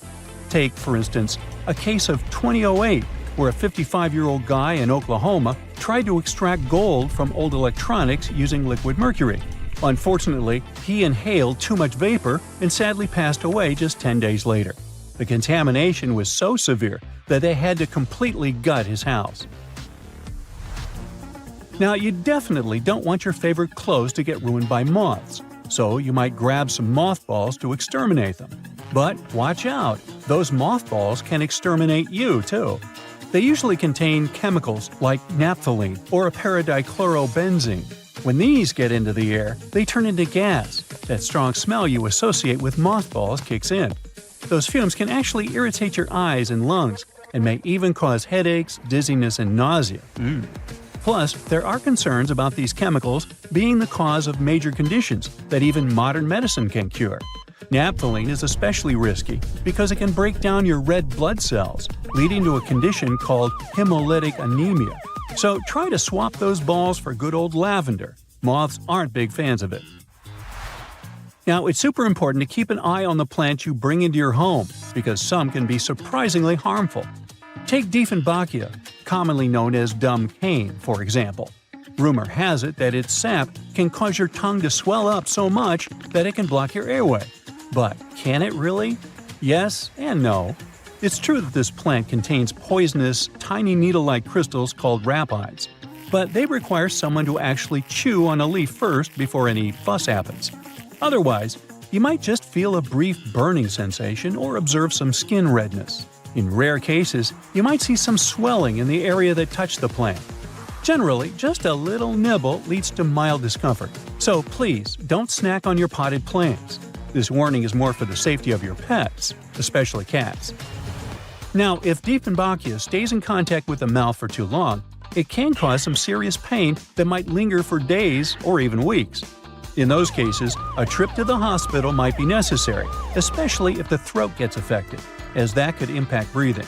But don't believe the hype that Dieffenbachia is a lethal poison. That's just an urban legend. The bottom line? One must be really dumb to get poisoned by a dumb cane. Now, using a power washer can be more dangerous than you might think. The intense pressure can lead to serious injuries, and the high-speed spray can kick up debris that might cause even more harm. If you do get injured, infections can set in quickly, and without timely medical care, things can get really serious. Think severe complications, potential limb loss, or even worse. But honestly, it's not that scary. Just don't overdo it with pressure. Here's a friendly tip. Don't skip out on your weekly house cleaning, especially when it comes to the bathroom. The longer you put off cleaning it, the more risky it becomes. Bathrooms are notorious hotspots for bacteria, which makes regular cleaning essential. You definitely don't want those unwelcome guests like norovirus, E. coli, salmonella, or even Staphylococcus aureus hanging around, along with those molds and mildews. Just put things into perspective. An average toilet seat can host over 200,000 colony-forming bacteria. And here's another thing to keep in mind. If you're not careful while cleaning, you can accidentally create a dangerous situation. Mixing bleach and ammonia can release a toxic gas called chloramine. Those fumes can lead to some pretty nasty symptoms, from shortness of breath to fluid in your lungs. Guess what? If it happens, you will probably kick the bucket. And I'm not talking about the one you use for cleaning the floors in the bathroom. On a sweltering summer day, having air conditioning is definitely a blessing. But don't let that trick you into thinking there aren't risks involved. If your AC is on the older side, it can lead to various issues. For example, the ductwork and filters can trap harmful mold, bacteria, and allergens. If those aren't addressed, folks in your home might end up dealing with coughing, wheezing, or a stuffy nose. Plus, an aging AC unit can pose a fire risk. Older components tend to generate more heat as they try to keep up, and if they're not replaced, you could end up with a potential fire hazard. Faulty wiring is another concern, as many wires are tucked away in hard-to-reach spots, making them tough to inspect. So, if you have an older AC, it's a smart move to have it cleaned properly and ensure that its parts and wiring are up to date to avoid any fire risks. Snuggling under a cozy electric blanket when the weather turns chilly sounds like a dream. But if electric blankets get too hot, they might lead to burns. This risk is particularly significant with older models that don't have an automatic shutoff feature. So the best way to use such a blanket is to warm up your bed and then turn it off before you crawl in. There's also the concern of heat stroke, linked to the use of an electric blanket. Once, 2 people were discovered unresponsive in their beds beneath electric blankets. The first person's body temperature reached an alarming 106.2 degrees Fahrenheit, while the second person's temperature was 105.8 degrees Fahrenheit. So while these blankets offer comfort, it's crucial to use them wisely. Just a quick heads up about windshield washer fluid. It contains methanol, which can really pack a punch. If ingested, it can cause everything from dizziness and headaches to severe poisoning. Make sure to store it safely and keep it in the original container. Never transfer it to unmarked bottles. It can easily be confused with water and other harmless liquids, and that's a big no-no. Methanol is super toxic. For a grown-up, 2 to 8 ounces can do the trick. You know what I mean. The windshield washer fluid you dump into your car usually has about 30 to 50% methanol in it, but the concentrated versions? They can pack a serious punch with 90 to 100% methanol. Just remember, these products need to be diluted with water before you use them. The last everyday thing on our list does seem to be a great buddy of ours, especially if located in the bathroom. But although air fresheners can give your home a pleasant scent, many of them release volatile organic compounds that can build up over time and may pose serious health risks, including neurological issues and incurable conditions. I suggest, if you were to ask me, you play it safe and think about opting for natural alternatives or enhancing your home's ventilation instead. Got that? Good.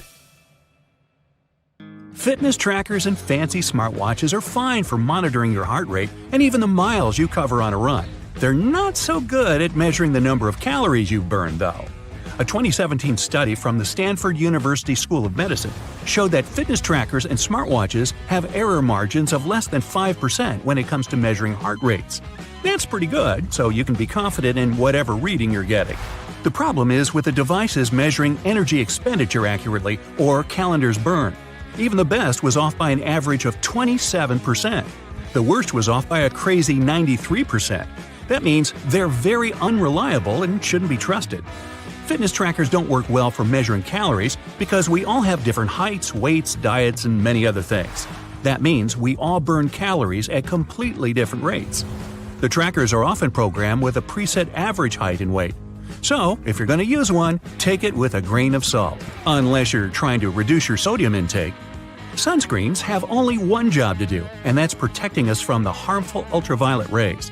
In 2017, though, a study found that many popular brands failed to protect at all, with only 1 in 4 working. Most sunscreens didn't protect users from ultraviolet A and B rays at all. Some manufacturers also claimed that these products had an SPF of over 50, which sounds very high quality, but the actual SPF was much lower than that.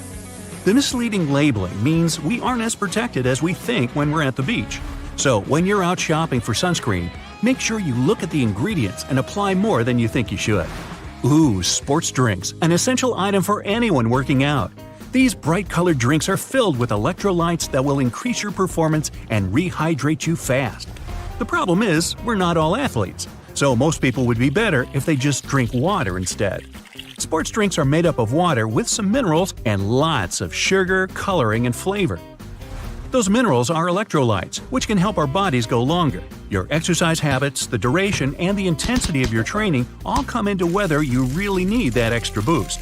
While sports drinks can benefit athletes engaged in long or intense training, they're not really necessary for most gym goers. Sports drinks are probably pointless if you're only doing light to moderate exercise, like walking or jogging, over a short period of time. After using a toaster for most of your life, most people still haven't figured out how to get a perfect heat setting. It turns out that burnt toast is probably just down to a simple misconception. Those numbers on your toaster aren't heat levels at all. They're actually minutes. The dial is basically just a timer. That means all you need to do is look up how long it takes to toast certain things, and you'll never ruin your breakfast again. Hey, I like burnt toast. I'm used to it. Most of us rely on wireless technology to carry out normal everyday tasks. It can be very frustrating when technology stops working and interrupts your day. In fact, the only thing more frustrating might be not knowing why it isn't working. The worst culprit here is your cell phone. It'll often show really great reception, but somehow can't make a phone call. The bars on a cell phone actually don't mean anything. The way they receive the signal differs a lot between different makes and models of phone. There's even a big difference between what the bars mean from one phone to another. Meanwhile, watching a progress bar showing the percentage of time left to complete a download on our phones or PC can be tedious. Sometimes they just seem to be stuck doing nothing. Bad news, they don't really work. At least not in the way we think. The system updates the progress bar when certain milestones are reached. A progress bar at 50% doesn't mean half the file has been downloaded. Almost all the files could have been downloaded. The point of them is to give you something visual to look at. Progress bars aren't accurate because downloads and transfers have too many variables beyond the system's control. Internet speeds and network availability are the coordinators of how quickly a download will complete, while your computer's hard drive determines how fast things process and information gets put in the right files. It's probably best to make a coffee or set things up to download while you're in bed, instead of constantly checking up on an incorrect progress bar. Elsewhere, stopping at a crosswalk and pressing the button hoping the walk signal will come up might just be a waste of your time. It turns out that all that button pushing could be for nothing. Some crosswalk buttons need to be pressed, but others don't do anything at all. The crossing symbol will just light up whenever it wants to. Some crosswalks even switch between needing and not needing a button press, depending on the time of day. That said, it can be difficult for all of us pedestrians to determine whether a crosswalk button works or not. When in doubt, just push the button anyway. You don't want to stand around waiting for no reason. With more people going into the water and sharks, living in the water, the fear of bumping into a not-so-friendly shark is ever increasing. This shared water space has pushed many companies to try to create shark repellents. This sounds like a good idea that should help keep both people and sharks more safe. Companies have tried everything: sprays, wetsuits, magnets, wax, and even electronic devices to repel the scary fish. The bad news is none of these products are confirmed to actually work. One in particular makes the sound of an orca. Sharks aren't too fond of being in the same area as them, but does pretending you're an orca stop a shark from biting you? If you feel safer using them, then go right ahead. But if you're looking for a shark deterrent that's 100% effective, it's just not available. Psst, here's what actually works. Stay out of the water. Rushing into an elevator and repeatedly pushing the closed door button in the US is basically a huge waste of time unless you've got the special trick. In 1990, the US passed a Disabilities Act for elevators, which meant that elevators had to ensure that someone with a disability had time to get inside one. If you're on crutches, use a cane, or travel in a wheelchair, you don't have to worry about someone accidentally closing the elevator doors before you've had a chance to pass through them. There's one important loophole to this. If you're an emergency or maintenance worker, you'll have access to keys and codes that make that button operational. This is just another example of a placebo button you're invited to push, just to make you feel like you've done something. That impatient finger poking isn't doing anything. Getting a bit warm or cold in the office? Better adjust that thermostat. Unfortunately, in the vast majority of office buildings, the system controls are kept inside air ducts, not on the wall. Technicians install dummy thermostats to give workers the illusion that they're dramatically changing the air conditioning or heat. Some are set to change 1 or 2 degrees, but they're often not connected to anything at all. Dummy thermostats came about around the 1960s. As heating prices rose, building leases often required employers to stay within specific temperatures. Faced with this problem, fake thermostats became the new rage for businesses. They offer people some feeling of control while keeping the temperature in the right range. Now, ever come across some premium PC cleaning software that promises to clean your PC and make it go as fast as when you purchased it? Yeah! These third-party PC cleaners are often made to seem like they really work, but they usually don't do much of anything at all. They'll detect non-problems and list them as problems. The worst example of this is when they list browser cookies and temporary files as having an effect on the computer's speed, when they don't. It's better to stick to the operating system's built-in cleaner. It'll work fine if you ever need to clean your computer and save you having to splash out on one that does pretty much the same thing. Well, that's all I got. Time to burn some toast. You've probably noticed that train and bus seats are covered in fabrics with weird patterns. Have any idea why? Well, they use these patterns to cover any germs and stains on the seats. The brighter the color and the more patterned it is, the harder it will be for passengers to notice any stains and get grossed out. Also, the patterns are usually so ugly that no one even wants to look at them for long enough to spot any stains. So yeah, the pattern is there to make you look away, and if you look, to make it less noticeable. No bus will ever have plain white seats, that's a guarantee. Just a few more bus-related questions to answer, like why don't buses have seatbelts? Buses are overall way safer than cars because they were designed this way.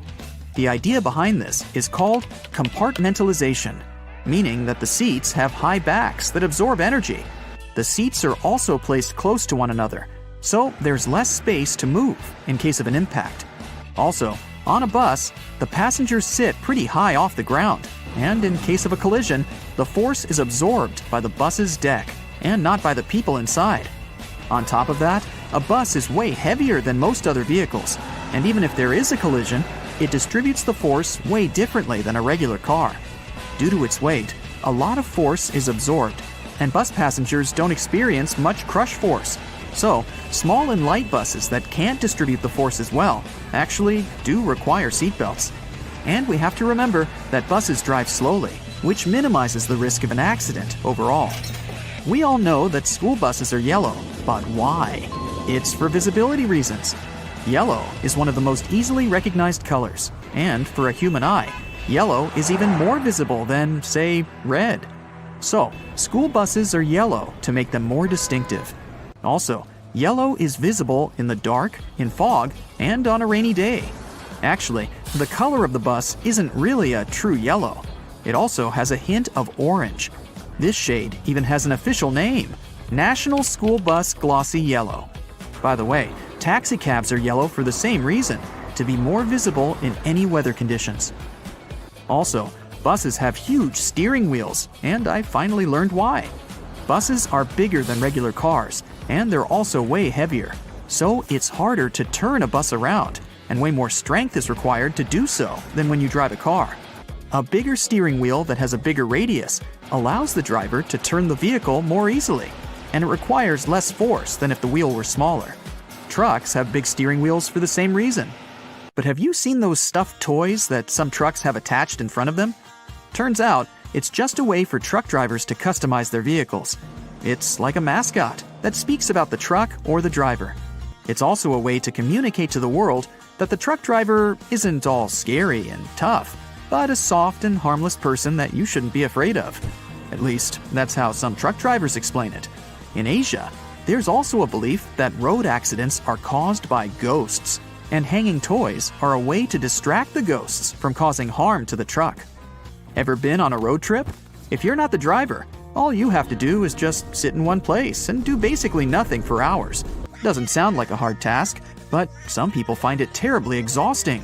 And because of this, they resent road trips. Why do they get so tired? Well, sitting in a car isn't like sitting in a chair. The brain doesn't relax. Instead, it controls everything that's going on, accounting for movements and making sure that you maintain the right posture. Your brain is constantly working, exchanging bits of information with your muscles, so your body is working.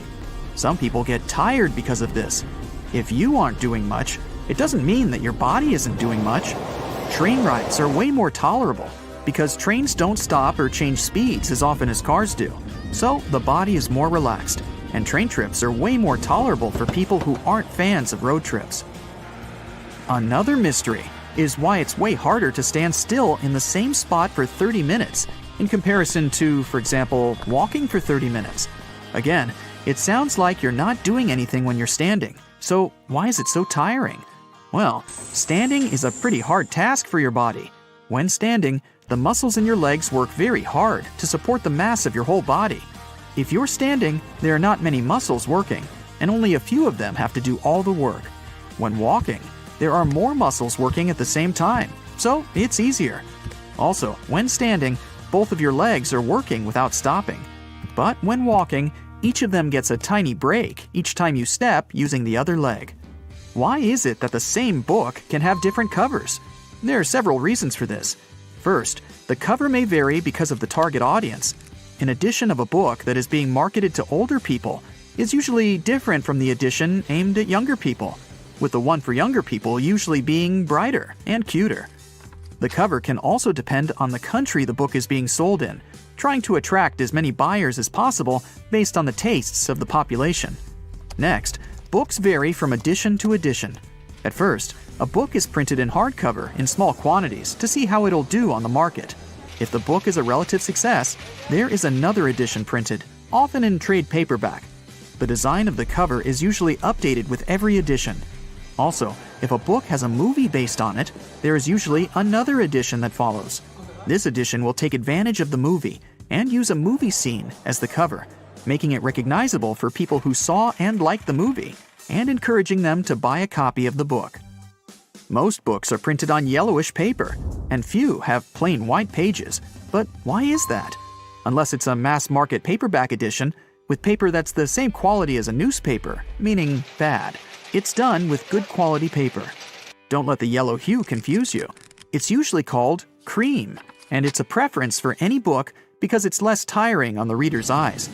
The plain white paper is bleached, and it reflects a lot of light, so it can be exhausting to read for a long time.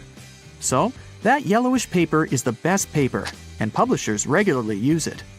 Another thing about books is those blank pages they often have at the very end. Their number depends on the number of pages in the book. The thing is that books are printed in signature. A signature is a group of pages that printers fold together and cut to make a book. A signature can have a different number of book pages, with the minimum being 4, and then with other numbers divisible by 4. So, a book that is 300 pages long in total will fit in perfectly, and there will be no blank pages left. But if a book needs 303 pages, it'll need an additional signature, and the extra pages will remain blank, often marked with the word notes or with the message, "This page is intentionally left blank," to let the reader know that there's no important information missing. Ever wondered why most doctors have sloppy handwriting? No, there's no class in medical colleges on bad handwriting. The reason why it's so common is that doctors are always in a rush, and they write as fast as possible to keep their momentum, so there's no time to care about writing nicely. Also, keep in mind that you're not the only person who they write a prescription for over the course of a day. Doctors do a lot of paperwork, working for 10 hours straight, and they're just too tired most of the time to give you a properly written note. Have you noticed that most songs, in general, last somewhere between 3 and 4 minutes? Well, originally, songs were being played on a phonograph record player from a vinyl record, which was spinning at 78 revolutions per minute. So, the size of the vinyl record basically determined the length of the song. There were 2 basic record sizes, a 10-inch one, which had room for about 3 minutes of playtime, and a 12-inch, which could fit a 4-minute song. So, at the beginning of the 20th century, if an artist wanted their song played, they couldn't make it longer than that if they wanted to be able to sell a record. Times have changed, but still, most songs are about 3 to 4 minutes long. The initial reason for sticking to this pattern was also because of radio. If a song was too long, it would either get cut in half or some parts would be left off to make it fit into the 3 to 5 minute radio standard. If an artist wanted the song on the radio, and if they wanted to earn money from it, they'd do their best to make a song that fits the standard, so that the whole piece could be played without alterations. Today, even if there are longer songs, a 3 to 4 minute song is now a tradition that artists typically stick to. Trains used to make people mad. During the Victorian era, there was this rumor that the swaying motion of train carriages made passengers, especially men, go a bit crazy, leading to some strange and dangerous behavior. The so-called railway madness was supposedly triggered by the noise of the train. To make things worse, carriages were locked for privacy reasons back then, so people found themselves stuck in tiny spaces with lunatics who could snap at any moment. If you see someone putting ketchup on some car, it doesn't mean you're witnessing them preparing a prank. It means they're just taking care of their car. Yup, it goes great with hamburgers and hot dogs, but it goes even better with cars, since it has ingredients that are good at removing rust. Rust occurs when the metal gets exposed to moisture, oxygen, and heat, and due to weather conditions, it's hard to avoid it. When you leave rust for a longer time and don't deal with it, it will continue to degrade the metal. So, you need to get rid of it before your car becomes physically useless. That's when ketchup comes in. Its key ingredient is tomatoes, and they have many nutrients similar to those you can find in oranges and some other citrus fruits. For instance, citric acid can help you remove rust from metal surfaces since it eats through rust. We're not talking about the cars only. You can use it on metallic kitchenwares, furniture parts, jewelry, and rust spots on generally any metallic item. You can combine it with washing soda. It's not quite effective against rust, but when you combine it with ketchup, it'll do the work. Mix these two and apply them to the rusted area. Leave it like that for about half an hour and wash it with a wet cloth or sponge. You can combine ketchup with salt instead, or just apply a lot of it on the rusty area without using any additional ingredients. Ketchup removes tarnish from brass copper too. Put it on brass hardware on doors and cabinets, or some accessories such as bowls and candlesticks for 10 minutes to make it all shine. And also, you don't put it on meat just because of taste. Ketchup breaks down its fibers, which means it makes it more tender. Locking handles as we know them were only invented relatively recently, in 1878. Before that, people had to get pretty inventive to secure their homes. Most folks used a latch string. They'd make a small hole in the door, thread a leather thong or string through it, and then loop it around a wooden bar. Even after doorknobs were invented, only the wealthy could afford a proper lock and key. Vacuum cleaners had a rough start too. The first one was invented in 1901, but it was so huge that it wouldn't fit inside houses. Instead, vacuuming was offered as a mobile service. The machines were parked outside, and long hoses were fed through the windows. And to get to the client's house, these large cleaning machines were actually pulled by horses. Back in the day, animals even used to pull strollers. Yep, with kids inside. The stroller was first developed in 1733 for the daughters and sons of a British nobleman who might have been a bit too lazy to walk with them every day. So, the first model was basically a shell-shaped basket on wheels that could be pulled by a goat or a small pony. This small chariot was cute, but probably not the safest way to get around. Refrigerators also used to be a bit scary. From the late 1800s until 1929, they used toxic gases like ammonia, methyl chloride, and sulfur dioxide to cool things down. People were so concerned about gas leaks that they began leaving their refrigerators in the backyard instead of keeping them in the kitchen. This danger even inspired Albert Einstein to create a new model. In 1926, Einstein and his former student Leo Szilard invented a refrigerator with no moving parts, using safer, environmentally friendly gases to reduce the risk of toxic leaks. But it had one problem. Einstein's refrigerator was less efficient than existing appliances, so it wasn't commercially appealing. If you ever find yourself casually wandering in the forests of Estonia, don't freak out if you see some giant megaphones.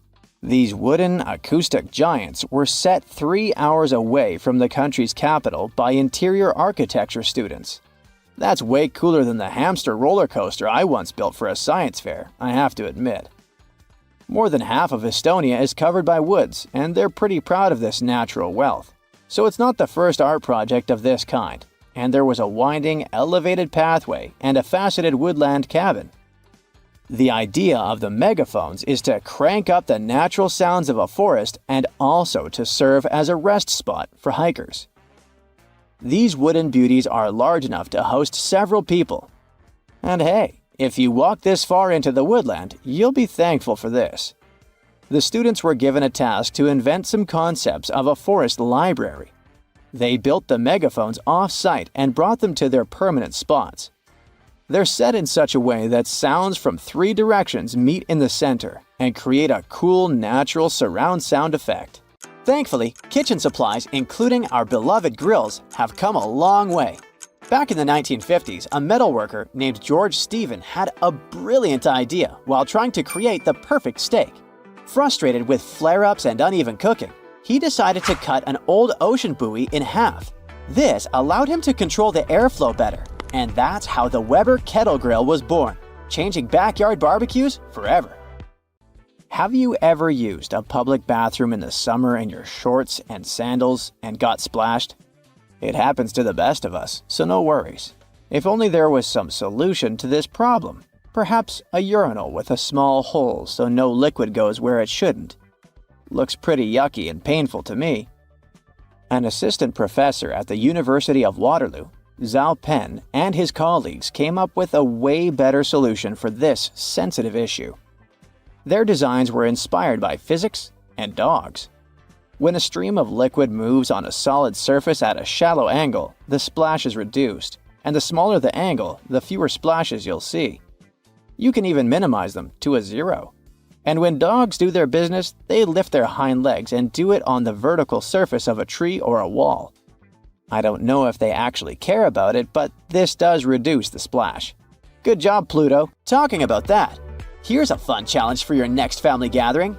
Ask everyone to fold a piece of paper in half, then in half again, and keep going for a total of 7 folds.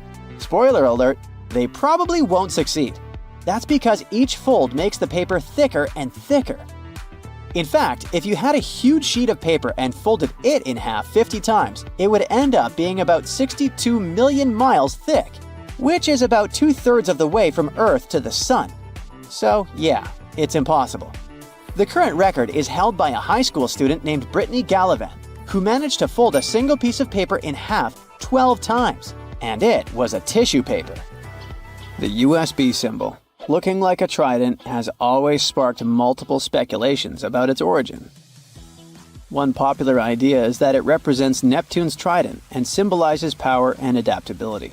But there's also a little bit less exciting theory. A man who claimed to have designed the symbol in the 1980s stated that it was supposed to represent connectivity. The large circle symbolizes a computer, while the attached shapes, the circle, the triangle, and square, stand for different outputs.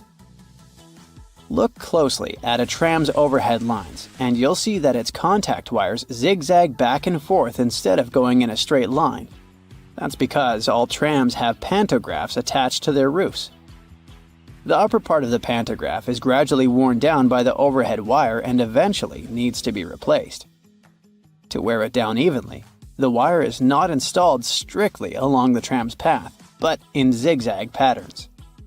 As the tram moves, the pantograph slides along the wire, and it wears down evenly. Those cone-shaped water cooler cups? Their shape is intentionally designed to prevent users from setting the cups down. This allows employees to minimize the risk of spilling water on their desks around various electronic devices. Plus, less material is used to produce cone-shaped cups, which makes the process less wasteful and more cost-effective.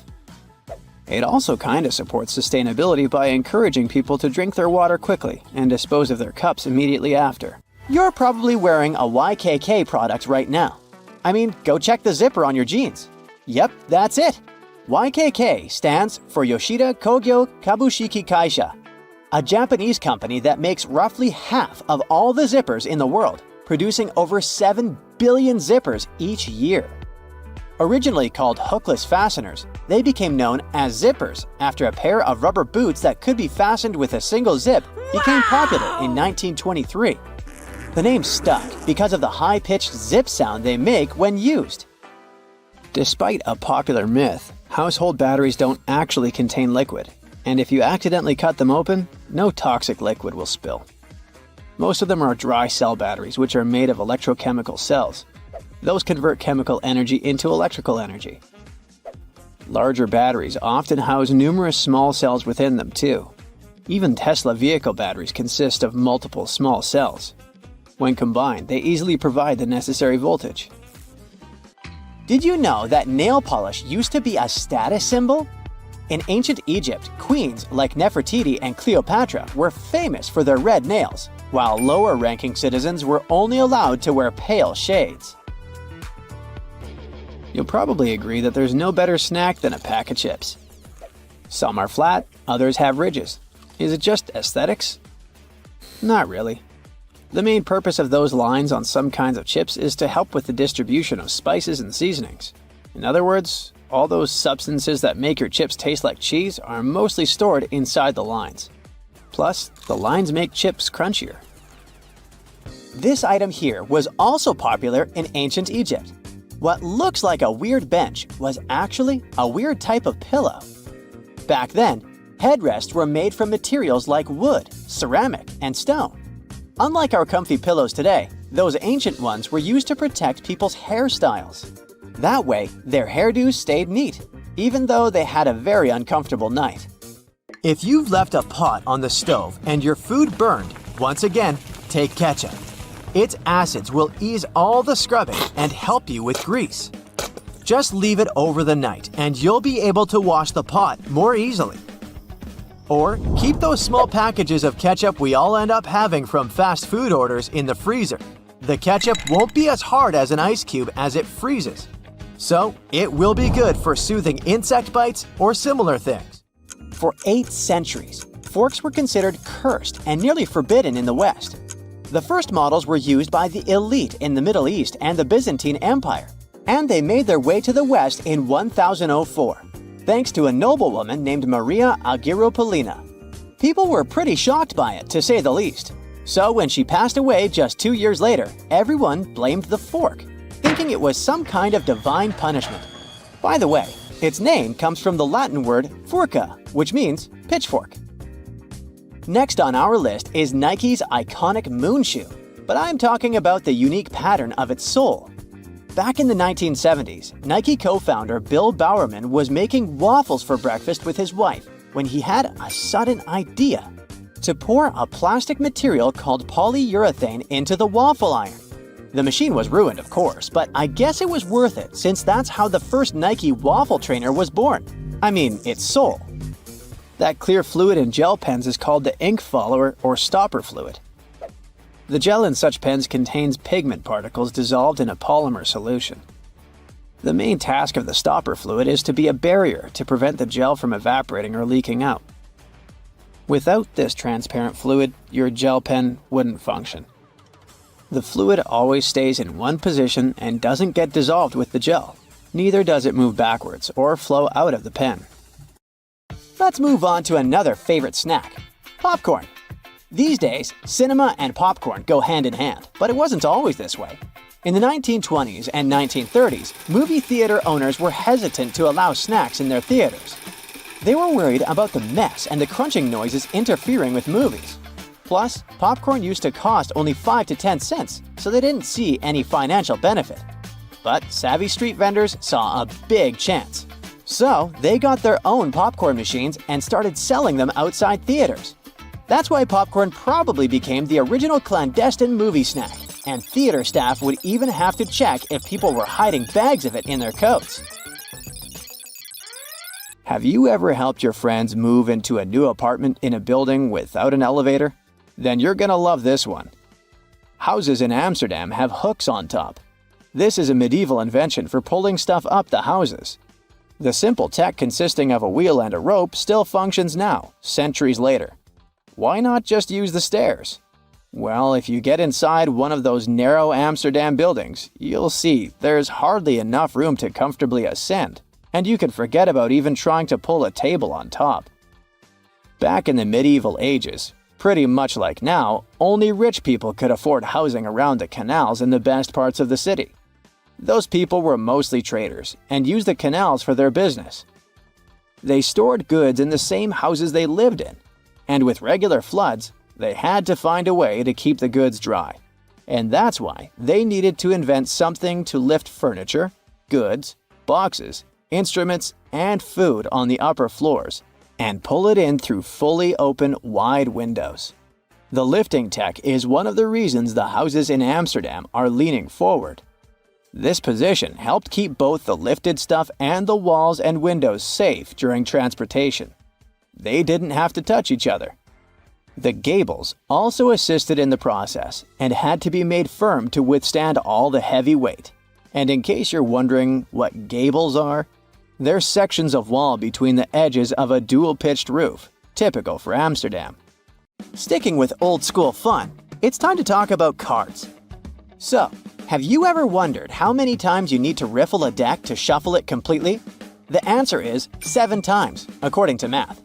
Even cooler, if you shuffle a deck right, you're probably creating a unique order that's never existed before and never will again. And if you have a deck at hand, check out the 4 kings. You'll notice that the King of Hearts is the only one without a mustache. He's not special or anything.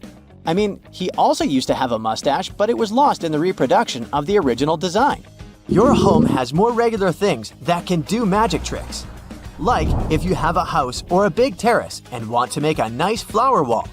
Try old mattress springs. Just hang them on the wall and let your imagination run wild with flowers. An old flower sifter can still come in handy, for example, as a planter. Even if you don't have one, you might find it at a garage sale or a thrift store. Wallpaper is making its big comeback when it comes to home design. Maybe you can try something different and use some old books with torn pages. You just need to learn the basics of hanging wallpaper, and voila! You get a new cool place for your old books. There's a solution for the remains of an old book. Don't worry, you can have blocks where you'll keep your kitchen knives. It's pretty original, don't you think? Solitaire was probably everyone's go-to game to pass the time back in the 1990s. But its original purpose was far from it. When developers created this game, their idea was to teach people how to use a computer without them even realizing it. For example, dragging and dropping cards into one place helped people learn how to move files into folders. The same goes for Minesweeper, which was designed to help people get used to using a mouse and clicking. Cleaning blinds can be frustrating, but the next time you do it, try doing it with a sock over your hand. Hands are kind of perfectly shaped for getting all those nooks and crannies on the blinds, and the sock will do the rest.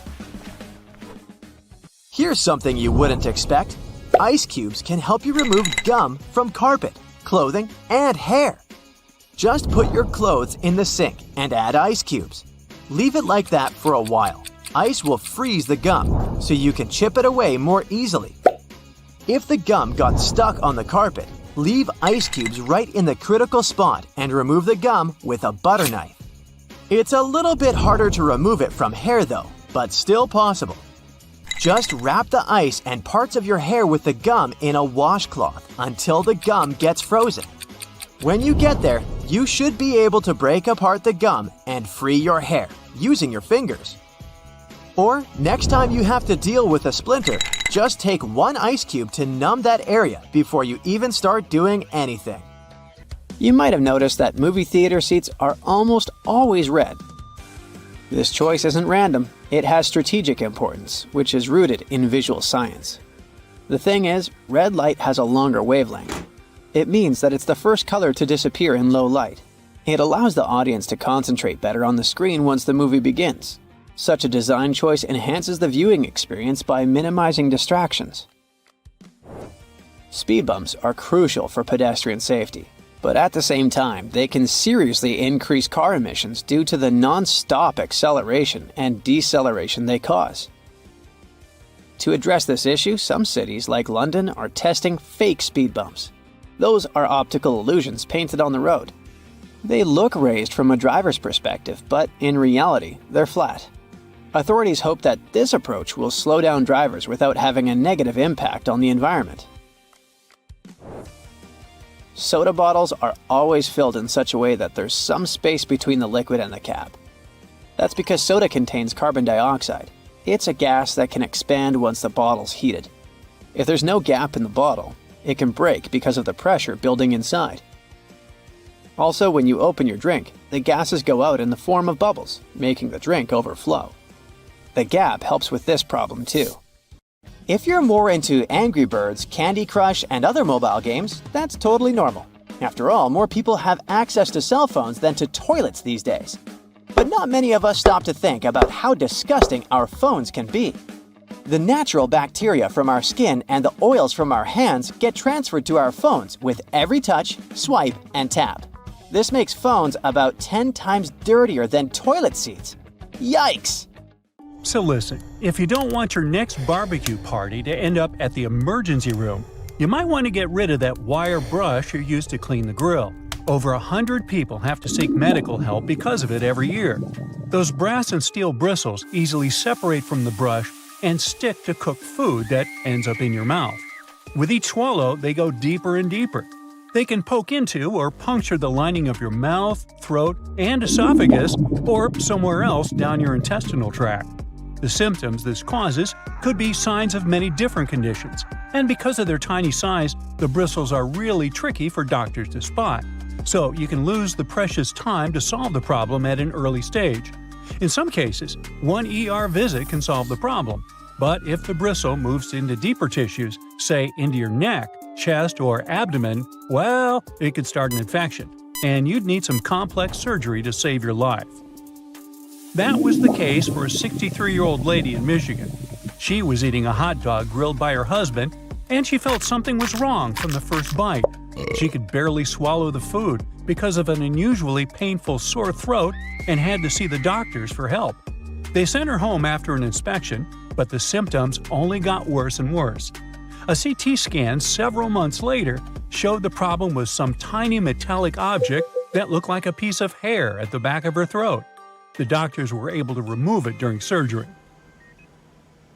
So, to play it safe, take good care of your wire grill brush and inspect it before putting food on it.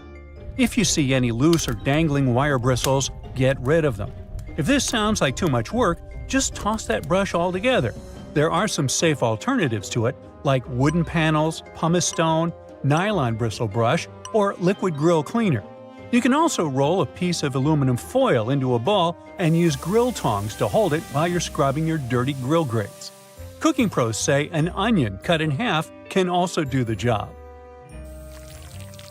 The caterpillar that arrived at your barbecue party as an uninvited guest might seem cute and harmless, but not all of them are safe to pick up and play with.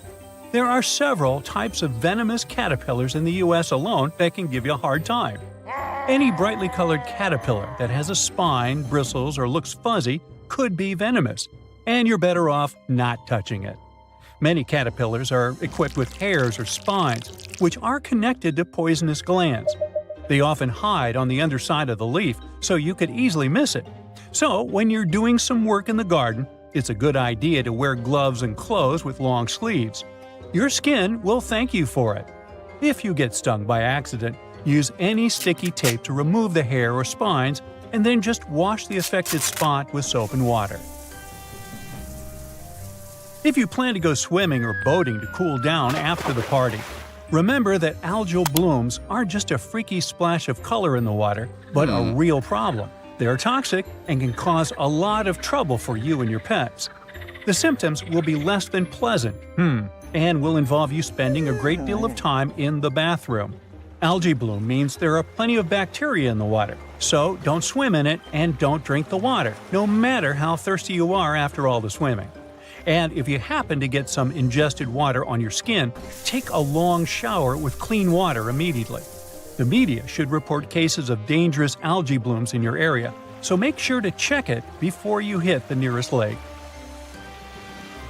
Wild parsnip might not appear in your summer nightmares, but this yellow-flowered plant can do some really mean things to your body.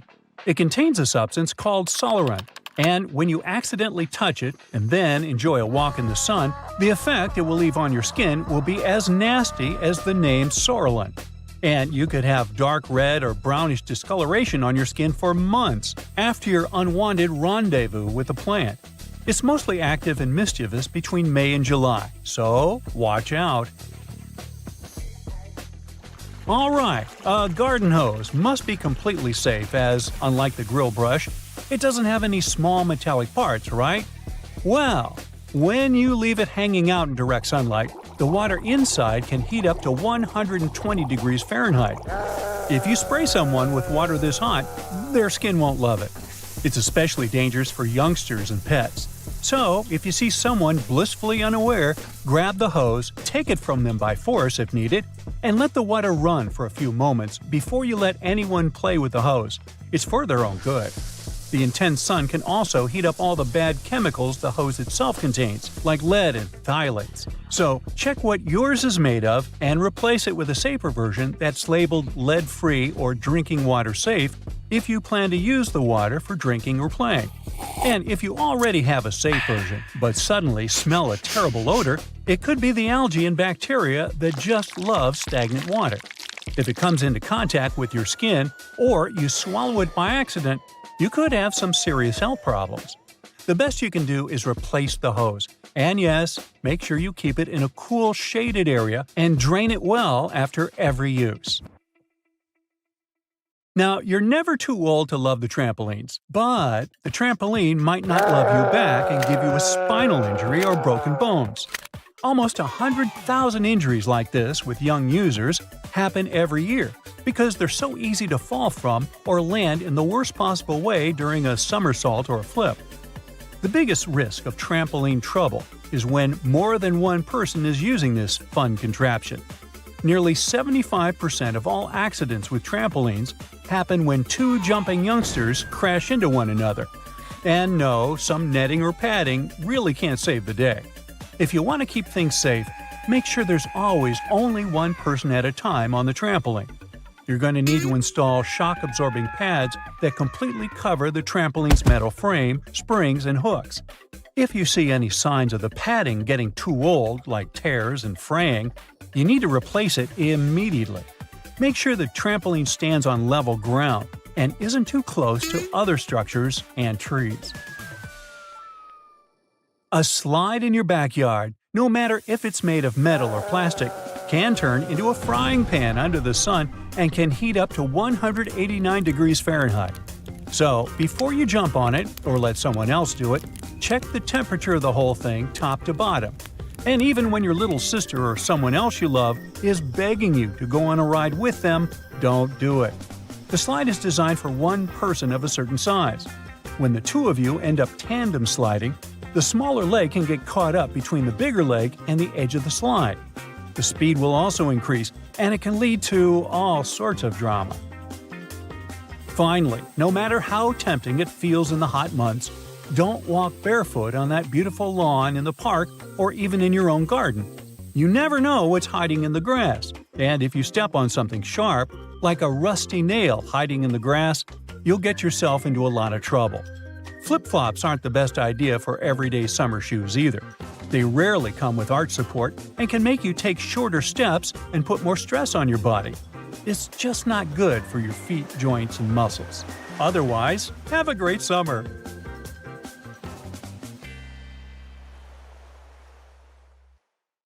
A doctor is about to perform a surgery. He positions the lamp over the patient and… wait, what? His hand doesn't cast a shadow. And it shouldn't, because even one little dark spot could ruin a life-saving operation. This magic happens thanks to a large number of light bulbs. Each LED shines on the patient from a different angle, creating overlapping patterns. A sensor detects any obstacles and compensates for shadows by dimming some LEDs and increasing the output of the others. Harry Potter's invisibility cloak is now a reality. Well, sort of. Meet metamaterial, a futuristic fishnet that can make things invisible by manipulating electromagnetic waves. What happens is that when light hits an object, it either gets absorbed or bounces back. Either way, it makes the object visible.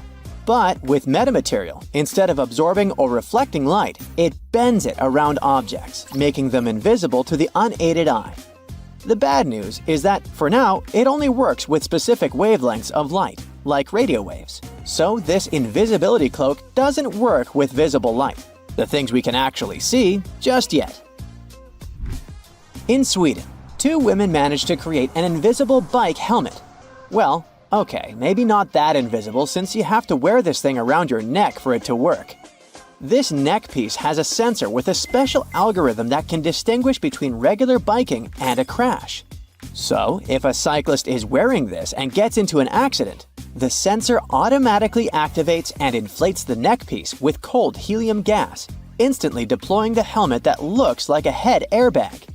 And if you're worried about the helmet tearing after hitting the ground, don't be. It's made of super strong nylon fabric designed to handle pretty much any strong impact.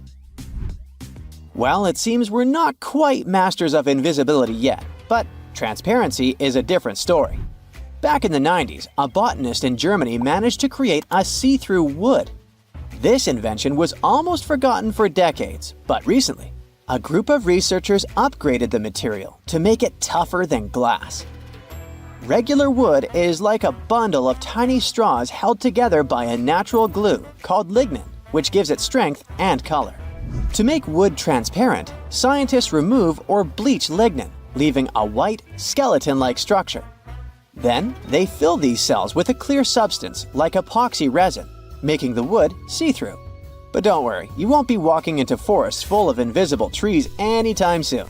The idea is to use this technology to create things that need to be tough, like windows and smartphone screens. Seeing things that aren't really there, like holograms, is seriously bizarre.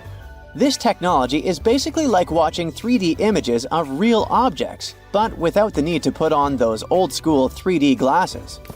To create a hologram of a flower, for example, you start by pointing a laser at a special mirror.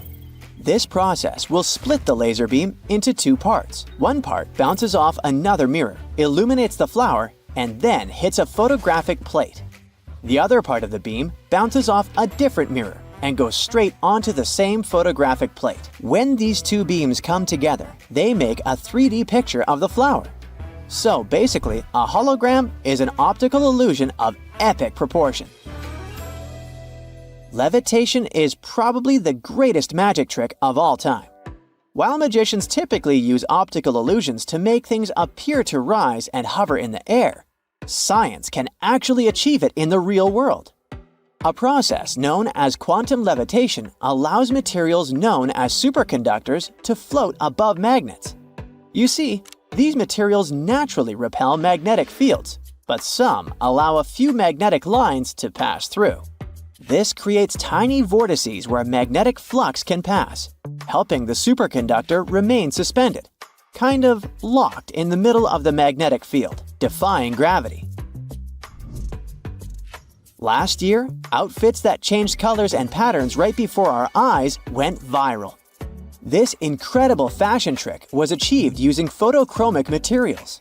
When this type of fabric is exposed to sunlight, UV radiation causes electrons to transfer between different states, which alter their optical and electrical properties. In simple words, they change colors. Since natural sunlight intensity varies all the time, the colors of the outfits also shift constantly. Unfortunately, the effect only lasts for about 3 minutes. Sure, you might wear something that changes colors, but would you eat it? I'm not talking about a banana ripening from green to yellow. I'm talking about chameleon, an ice cream made in a lab that tastes like Tutti Frutti and has a superpower. It changes color in your mouth. This treat shifts from lavender blue to pink upon touching your tongue. Although the physicist who invented it is pretty secretive about the recipe, we do know that the magic comes from how the treat reacts to changes in temperature and acids in your mouth. Oh, and the inventor also mentioned you can spray something he calls love elixir onto the ice cream to speed up the reaction. Science has advanced to the point where we can actually make it rain and snow. This technique is called cloud seeding, and although it might seem like an X-Men superpower, it is pretty easy to understand how it works. First, the weather needs to be cloudy. Once a cloud forms, workers at a control center send a plane to the area to stimulate rainfall. As soon as the brave pilot enters the cloud, the plane releases tiny particles, such as silver iodide, into the air. These particles help water droplets form and grow, which produces rain. Sounds simple, right? But playing storm is pricey. An average 4-hour operation that seeds 24-hour clouds would cost around $5,000. If the storm gets too loud, just grab your noise-canceling headphones for some quiet time. These magical gadgets work by listening to the noises around you. Then their built-in microphones create sound waves that are the opposite. When these opposite sound waves mix with the noise, they cancel each other out, making everything quieter and clearer. Concrete often has a problem. It cracks, which makes it less durable, and that's not good. So the smart move is to go for self-healing concrete. This magical material has tiny capsules or nanotubes inside that are filled with healing agents like calcium carbonate. When a crack forms and hits these capsules, they burst open from pressure or moisture exposure. This releases the healing agent into the crack, where it mixes with things in the air like water or carbon dioxide to toughen up the concrete again. If you're planning to build a house, you should consider using a 3D printer. I know it might sound crazy, but nowadays it's completely possible to print an entire 500 square foot house in just 24 hours. It kinda works the same way as a regular 3D printer. First, you design the house plans on a computer. Then you send it to print. That's when colossal robotic arms come into play, laying down layers and layers of a special concrete mixture that harden as they go. Magic sand may look like an innocent toy, but it defies logic. I mean, it is sand that remains dry even underwater. But here's how it works. The sand is coated with a hydrophobic compound, which causes the grains to stick together and form cylinders when submerged in water. So if you put the sand in an aquarium, for instance, this compound will create an air pocket around the sand, keeping it completely dry.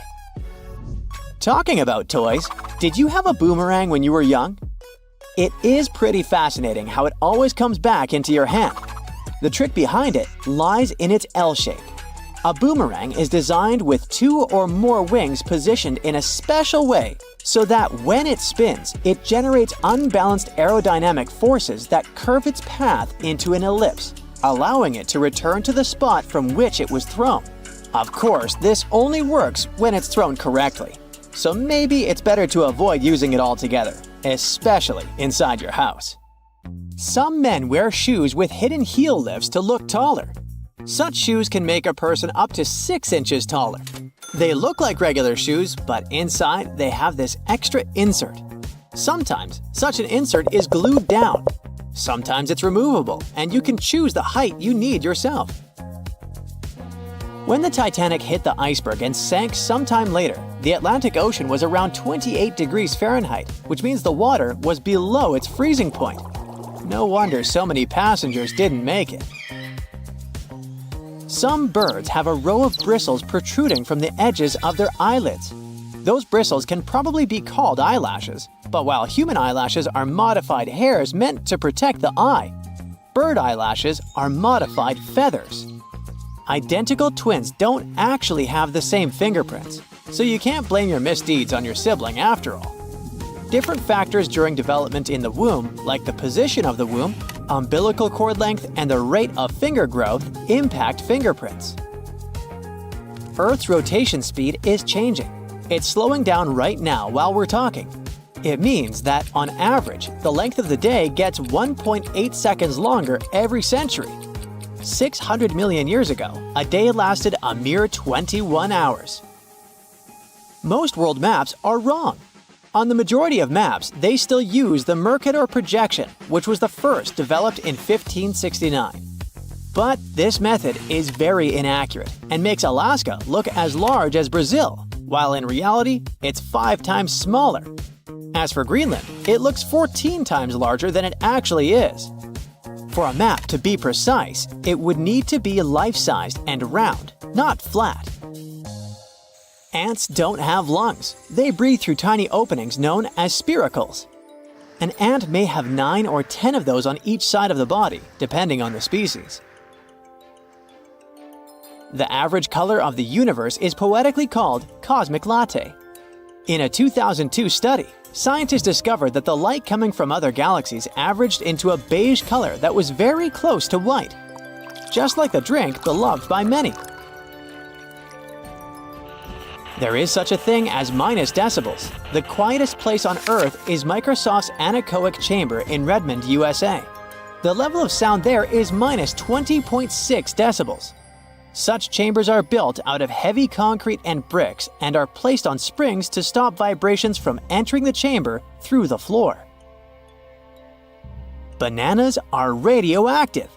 Wait, where did you go? It's not that bad. Bananas are rich in potassium, so each banana is slightly radioactive due to the natural isotope potassium-40. On the other hand, your body contains around 16 milligrams of potassium-40, so you're actually about 280 times more radioactive than that poor banana. And in any case, your body gets rid of that excess potassium-40 from a banana within several hours. There's simply no such thing as a straight line. You just need to zoom in close enough and you're bound to spot some irregularities. Even a laser light beam is a bit curved. In emergencies, fish form orderly lines. For example, when evacuating through narrow spaces in dangerous situations, school of neon tetrafish queue so that they don't crash into one another or clog up the line. Scientists think that this behavior means that fish can respect social rules even in emergency situations, unlike us humans. Hippos can't swim. These animals have large bones. These bones are so big and dense that it makes hippos barely buoyant at all. So these animals don't swim. Instead, they perform something like a slow-motion gallop on the riverbed. Hippos can also sleep underwater thanks to a reflex that allows them to rise to the surface, take a breath, and sink back down to the bottom without waking up.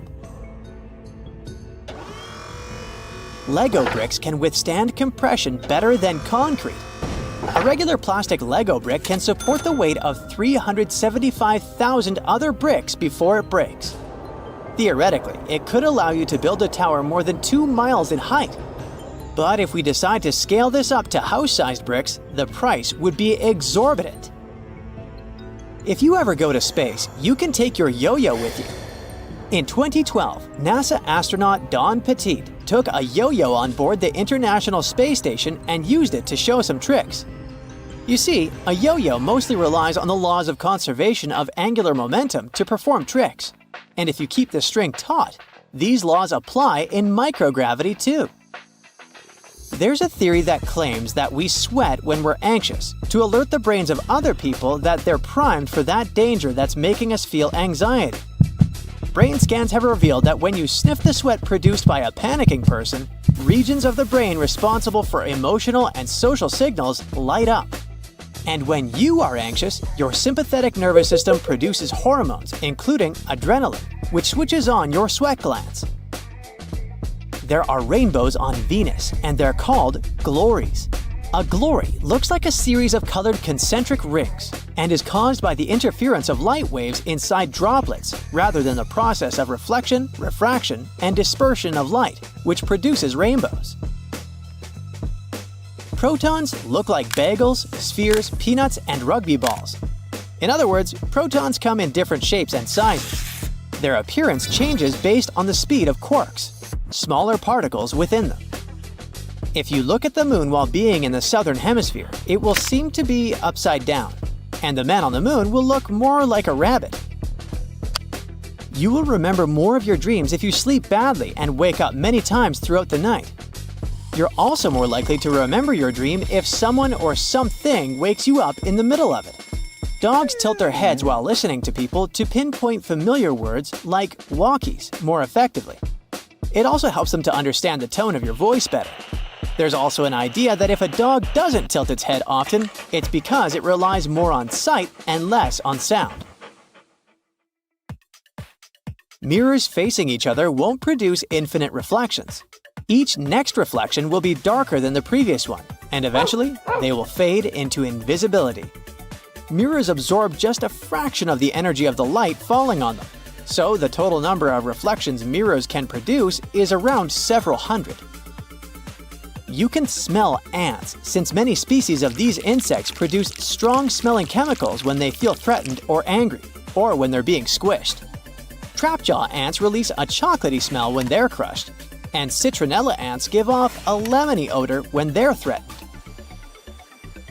Giraffes hum when they want to communicate with each other. Researchers think that this low-frequency humming might be a form of contact call between individuals that have been separated from their herd. It can also help giraffes find each other in the dark. But the coolest thing about these magnificent animals? Some scientists think that they could sleep talk too. And a cool bonus story for you about a marathon runner who took over 50 years to finish the race. Japanese marathoner runner Shizo Kanekuri was selected as one of the 2 athletes that Japan could send to the 1912 Stockholm Olympics. But Kanekuri shockingly disappeared during the marathon race. It turned out that after a rough 18-day-long trip to Stockholm, first by ship and then by train, the man was exhausted. During the race, he stopped running because his condition simply didn't allow him to run further. The athlete stumbled into a nearby garden party where he drank orange juice and stayed for a while to recover. Later, Kanekuri was so embarrassed by his failure that he returned to Japan without notifying anyone, including race officials. So, Swedish authorities considered him missing for 50 years before finding out that he was peacefully living in his home country. In 1967, the athlete was offered the opportunity to finish his run. He accepted. 54 years, 8 months, 6 days, 5 hours, 32 minutes, and 20.3 seconds after he started the race, he completed the marathon. It was a long trip. Along the way, the man got married, had 6 kids, and 10 grandchildren. Here's how you can protect your bank card from potential fraudsters. Use a marker and cover the last 4 digits. You can also use a sticker that's easy to remove and place it over the security code. Have you had a house guest that didn't use a coaster? Get a hairdryer and hold it a couple of inches away from the stain. Blow it on medium heat for a couple of minutes to evaporate the watermark. If a faded ring remains, mix equal amounts of vinegar and olive oil in a bowl. Wipe it onto the marked area and rub it in until the stain disappears. Then wipe it off. Don't waste time scrubbing the burnt stains off the bottom of a pan. Instead, fill it with water and add 3 tablespoons of salt. Let it sit overnight as the salt dissolves the burnt marks, and in the morning, pour the water out of the pan.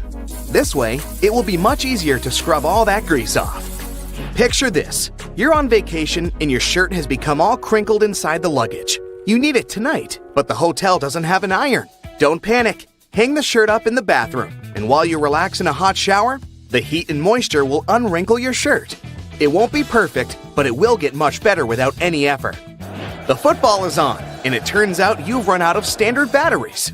You can use a smaller battery instead that easily fits inside. Now take some aluminum foil and crunch it up. Fit it into the gap on the negative or flat end of the battery. All done. You can turn on the TV now. Once your flip-flops crack and the plug easily slips out of the hole, it's normally a sign that you need a new pair. But there's a way to extend their mileage. Push the plug back through the hole, then take a bread clip and attach it to the end. The clip will provide enough support for the plug to remain in place. You've received a package and the receipt is taped on. You've managed to detach it from the box. But how to separate the tape without ripping the paper? Hold both ends of the tape apart, and by pulling it slowly, the tape stretches and separates itself from the paper without tearing it apart. Ziploc bags are perfect to keep things dry, but it would be great if they were larger. Take 2 and turn one of them inside out. They can now connect and work as one large bag, big enough to protect a keyboard. There's no need to carry your keys in your hand when you go for a jog. Instead, put them inside your pocket, take a rubber band, then tie it around the pocket from the inside. This stops the keys from falling out. You've broken your key in the door. It's stuck. Great. Arranging for a locksmith could cost up to $100, but for a cheaper and quicker option, try using a hot glue stick. Heat the end with a lighter, and once it's warm enough to melt, push the glue into the keyhole. The melted glue will enter the available space, covering part of the key. Once it cools, it compresses and gains a strong hold of the key's end. Now, just pull it out. If you need to siphon liquid through a hose and want to avoid using your mouth, put one end in the liquid and hold the other upwards with your thumb closing the top. Now shake up and down. This jiggle motion pushes liquid upwards, a little each time. And once it reaches the top, lower the exit point and let gravity do the rest. You've left your keys locked inside the car. It's an older model with a roll-down window. You could get the coat hanger and begin the long process of finding the lock. Or use duct tape. Make about 20 2-foot-long strands. Stick them onto the window, allowing enough room for the tape to grab onto at the bottom. Then with a friend, take the ends of the tape, holding them together, and pull downwards. The The force will allow the window to lower enough that you can unlock the door. While drilling long screws into hardwood, your old drill might not have enough power, leaving them only halfway in. Before the drill gives up, get a block of wax and scrape the edges of the screws with it. The wax works like a lubricant, melting as it gets warm and providing easy entry for the screw. You're out camping, but you didn't bring anything to light the barbecue. Take a small plastic bag that won't leak, fill it up with water, and close it tight, making a round bubble. Hold it over where you want to catch the light from the sun. The bag of water will work like a magnifying glass, starting up the barbecue, just as long as it's a sunny day. Missing a corkscrew or a cork breaking halfway? By using a stove lighter, heat the top of the bottle. The heat slightly expands the glass, and this forces the cork out the top. You've superglued your fingers again. Take some salt and pour it on top of your stuck fingers. Put your fingers into the water and slowly rub. The mixture will dissolve the glue and release you in no time. While hanging up a painting, it can be impossible to find that stubborn nail. Place a fork upside down and insert it so the nail is in between the middle fork teeth. The fork has provided a long arm that's separated from the wall, making it easier to slip the string of the painting over the nail. Once it's perfectly balanced, simply remove the fork. You need to put a cake into a container, but taking it out again later by lifting it up from the inside might ruin the cake. Put the lid upside down and place the cake on the lid. The base of the container is now the lid, making it much easier to access, slice by slice. Pour out water more efficiently from large jugs and bottles by swirling. This will make the liquid inside spin, creating a vortex. The vortex allows for the air to flow back into the bottle as the water pours out, much faster than the glugging alternative. There's an easier and less messy way to remove eggshells from a boiled egg. Once fully boiled, crack the shell on both ends by tapping them. On one end, pinch off the shell. Use the opened end to blow with your mouth. The force of air will push the flesh and expand the eggshell, forcing out the egg undamaged. When the hinges of your laptop break, repairing them can cost up to $300. A far cheaper fix is to buy a picture frame and tape it to the back of the screen. You've dropped a small piece of jewelry on the floor, seemingly impossible to find. Take a stocking and place it over the end of the vacuum hose. Give the area a good vacuum and check the end periodically. You will eventually find it sitting at the end. You've drilled a hole in the wall, but the drill hole is now too wide. Remove the screw and find an object that is slightly shorter and thinner. Pieces of plastic, small wires, paper clips, or even toothpicks are perfect. Place whichever item you find inside the hole. It's filled the gap enough so the screw will now re-enter securely. Taking the trash out can put you in a gross scenario of getting bin juice on you. A great way to avoid this is by placing old papers at the bottom of the bag. Now, not only does it absorb all the liquids from the food and other sources, but also helps prevent bad smells from forming within a bin. Nobody likes mosquitoes, and pesticides are pricey. A cheap alternative is to take a plastic bottle and cut the top part off from the bottom of the funnel. After removing it, turn it upside down and put it inside the bottle. Mix 2 cups of warm water with 2 tablespoons of sugar. The mosquitoes will be attracted to the formula inside and become trapped. Now just sit back and relax without getting bitten. Okay, I know it's kind of cold to the touch, especially on a freezing winter's day, but did you know that brass doorknobs actually serve a purpose apart from looking classy and shiny? Since it's a copper alloy, brass has antimicrobial properties. That means it can help get rid of harmful germs and bacteria, sometimes in up to 2 hours. In high-traffic areas, that's all the more useful, but since brass is much costlier than other metals like nickel and steel, you barely see these types of doorknobs anymore nowadays. Speaking of lovely multi-purpose items, most screwdrivers have a tiny little secret of their own. They can sometimes be slid through a wrench so that they can be used to create more torque when twisting, not to mention the uses when it comes to bolts in hard-to-reach places. There's a reason why buttons on women's shirts are for the left-handed, and it has nothing to do with fashion. This practice dates back to the times when chambermaids were helping ladies dress themselves, and it was easier for them to perform their job with this orientation. Having the buttons placed as such indicated a sign of wealth, so it's easy to imagine why the practice carried on, even though most people dress themselves nowadays. Next time you receive a package in your mail, take a look at your box cutter. If it features some diagonal lines on the blade, you're in for a little design perk. Turns out that these are blades that snap off. Continuously cutting cardboard can dull the sharp edge of the blade. To help prevent the need to buy a brand new box cutter, the top segment along the next line can be broken off to reach a new sharp edge. To do this, check out the small hole at the base of the tool, sometimes called the blade snapper. The people that first came up with this brilliant invention were engineers inspired by the way chocolate bars are segmented. Hold on a minute, don't throw away the cardboard package just yet. Most likely, you'll have some silica gel packets somewhere at the bottom of the box. Since this gel is basically a drying tool, it gathers up the moisture out of its environment, so you can store these packets for further occasions. Whether you'll need to dry out your phone or some other electrical object, you can place them in a container next to the silica gel to reduce the damage. You don't have to be a mechanic to know when a standard car tire needs replacing, since they come equipped with a neat indicator. Take a closer look, and you'll see that treads within the tire are a bunch of rubber notches.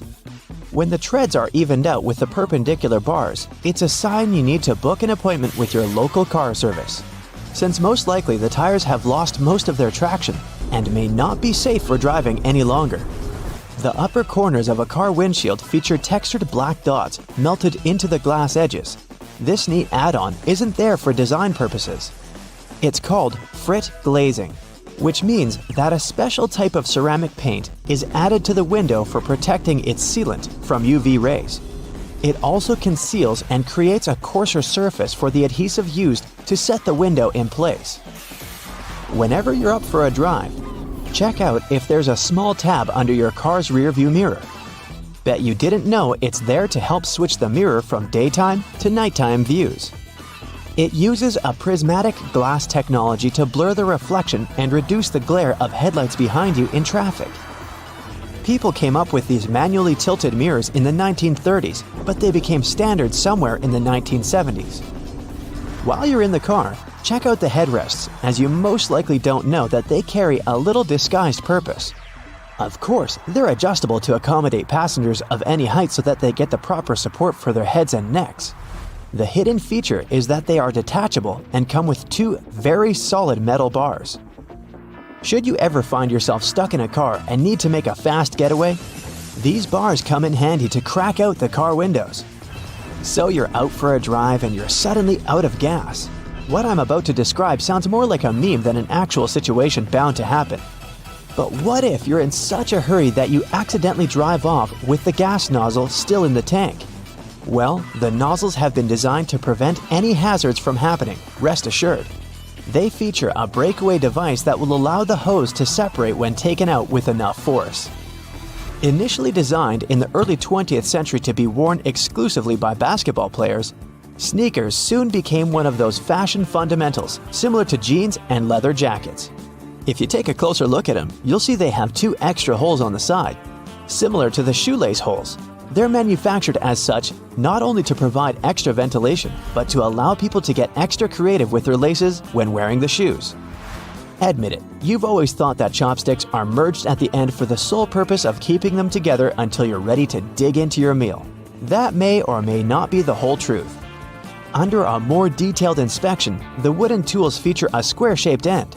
Chopsticks manufactured like this date back to an old Japanese traditional design, which can help with breaking the ends easily. The separated end can then be used as a resting block for the chopsticks to keep it more sanitized in hopes it can be used again, since they won't be touching the table or any other surface. Women's bikes have a special design which, surprisingly, has a historical and fashionable purpose. The lower frame is for the most part meant to make up for the generally shorter height of ladies, compared to that of the average gentleman. While that is the case for handlebars and saddles, the overall frame is lower for an additional purpose. Way back when women wore long skirts and dresses all day, every day they needed to make sure their outfits wouldn't get caught in the frame. That's how we came up with a lower-framed bicycle, perfectly made for women and their needs at the time.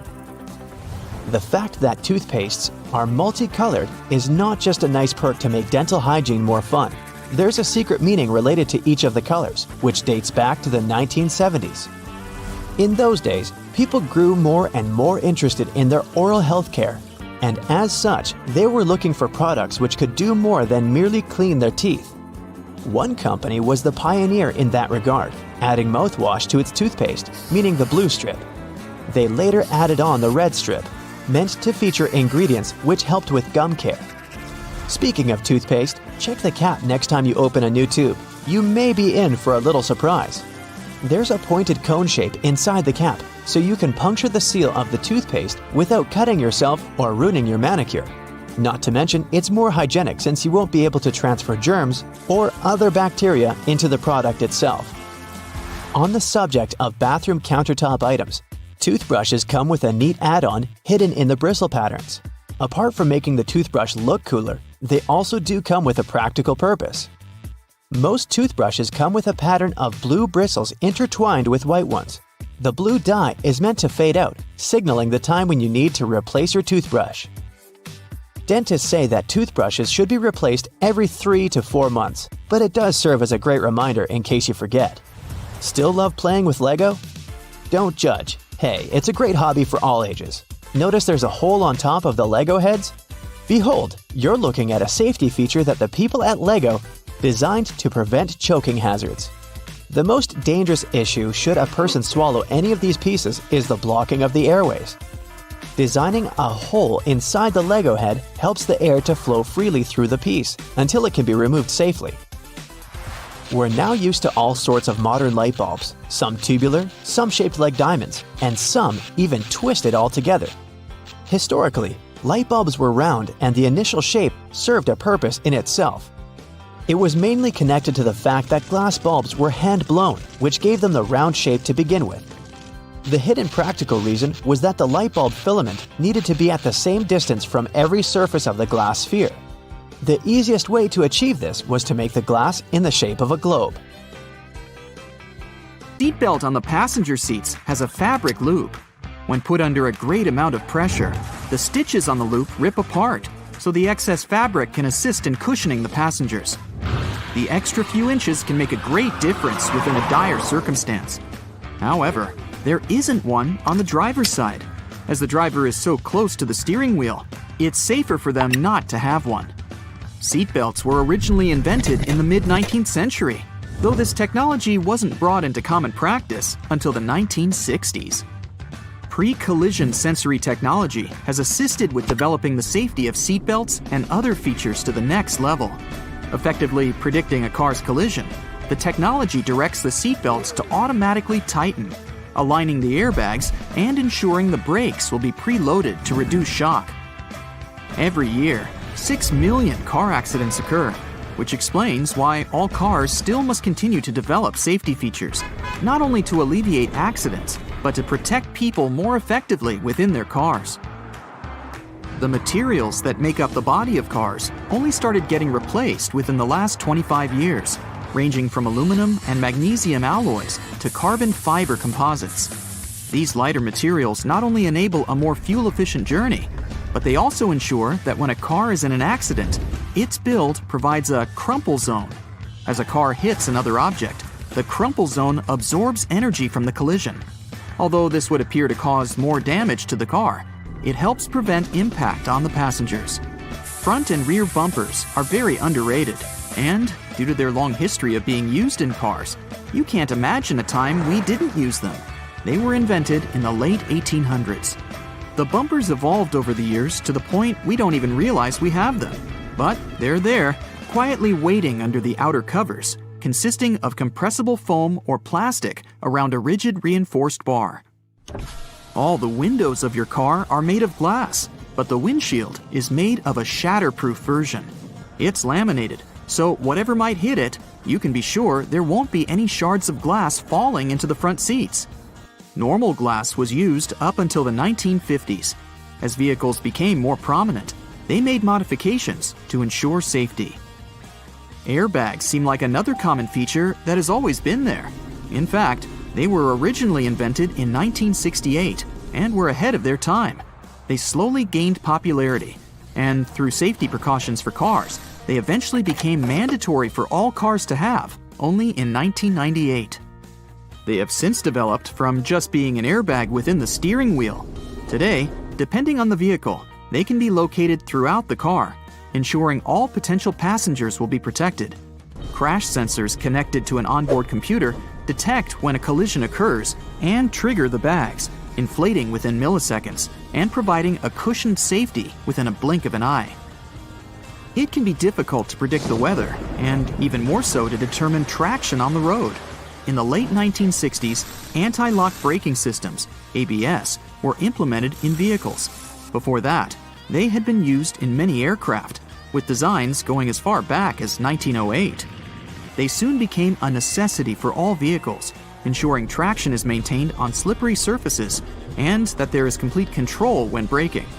Today, ABS has advanced so much that the latest variations ensure further detection when there are strong crosswinds.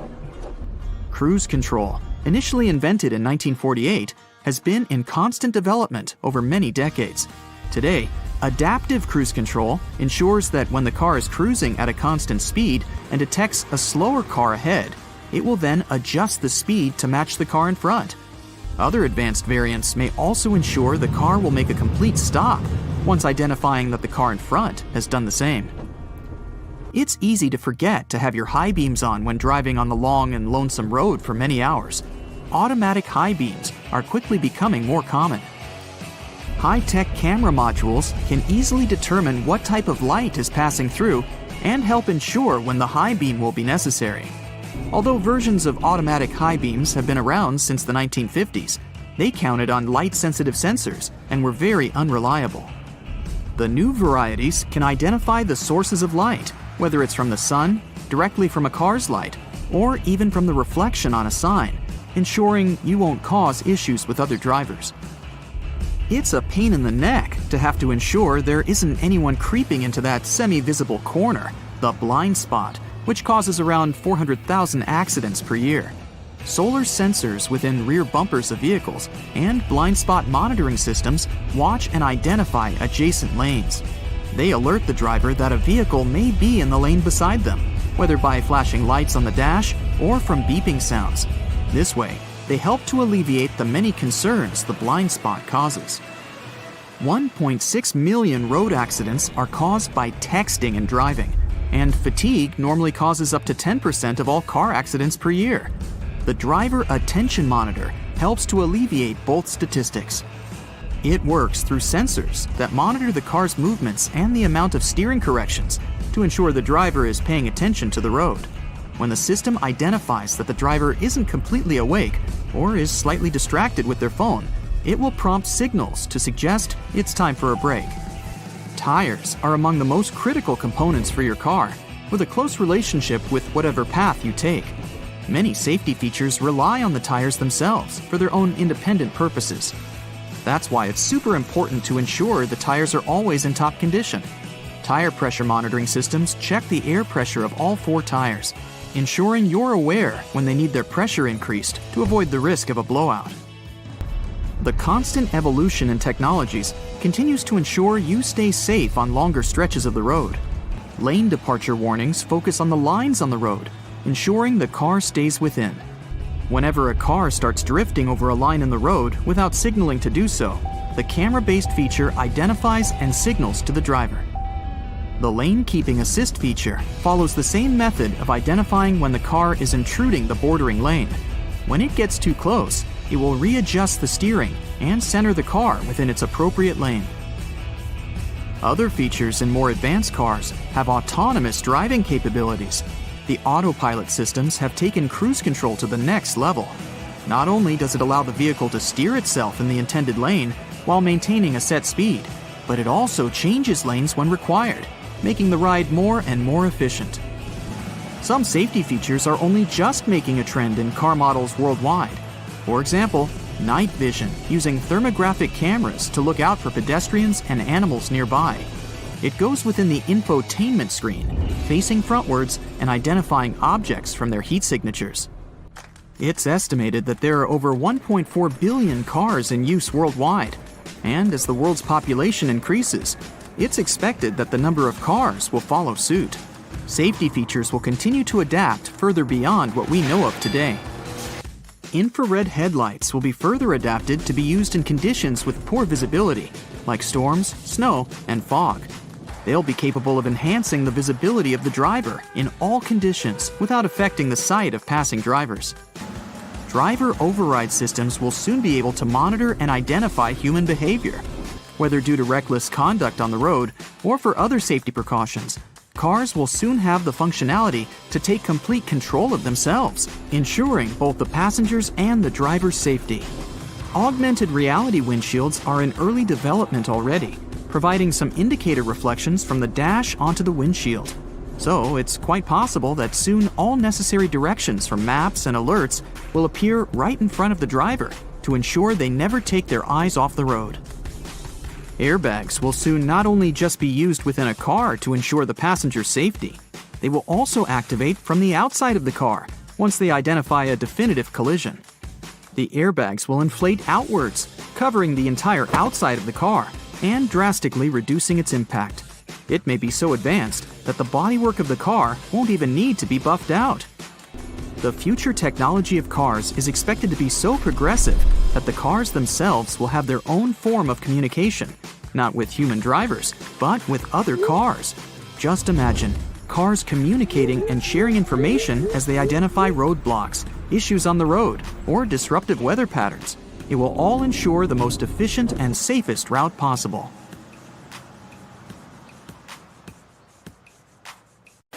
I have to say, it would be hard to visit the biggest waterfall in the world because, well, it's underwater. Deep down below, there are fissures and caverns on the ocean floor. They form when water oozes through the layers of salt that are beneath it. This water is filled with dissolved salt. This makes it denser than the water surrounding it, which is why it ends up settling into these fissures. Such type of dense water forms a massive waterfall near Denmark.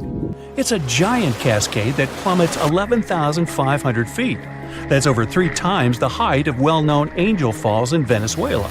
So the colder water of this waterfall sinks after it collides with the surrounding water that's less dense. Now, the tallest mountain in the world is also underwater, at least partly.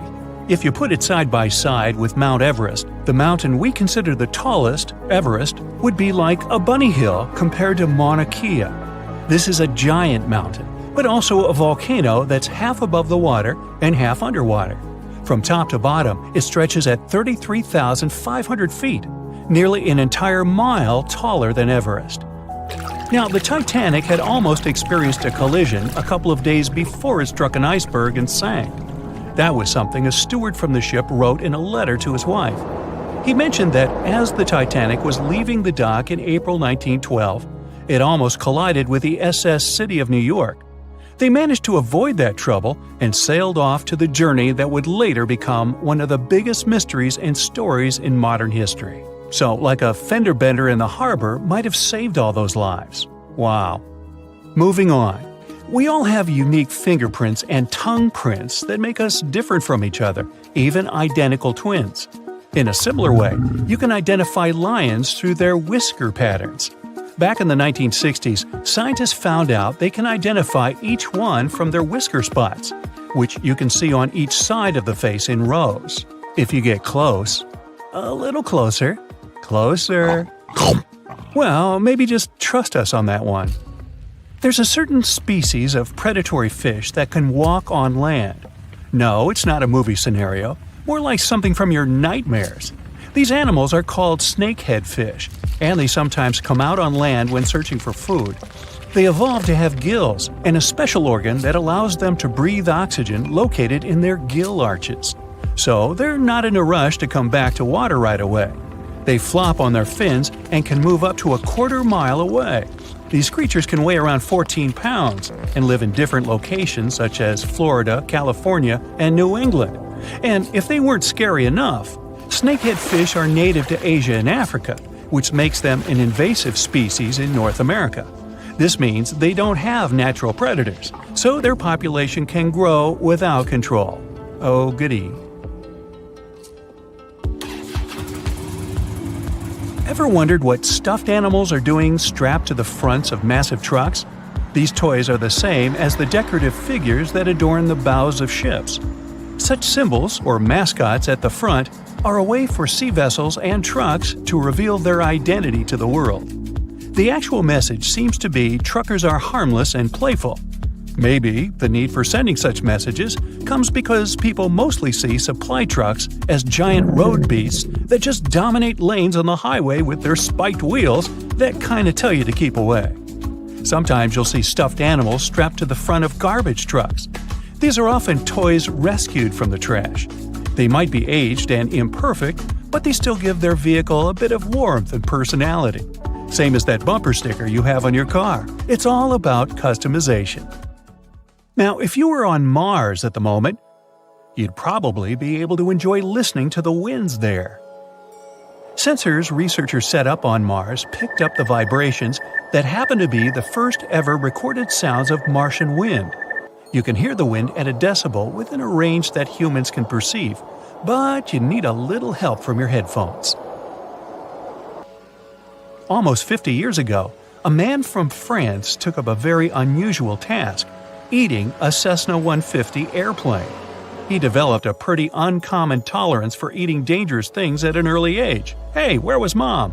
Actually, he had a rare condition known as pica, which makes you hungry for things that are usually not considered food, like toys, grass, or in this case, an entire airplane.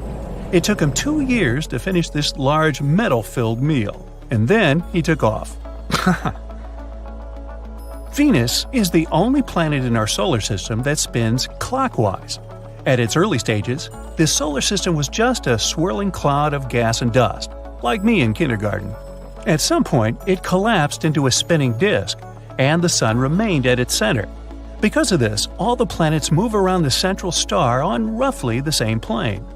Planets spin in the same direction too, counterclockwise if you observe it from above. At least most of them. Uranus spins on its side, and Venus spins in the opposite direction. This probably happens because of giant asteroids, which knocked these two off course a long time ago. Most of our planet is covered in water: seas, oceans, lakes, rivers.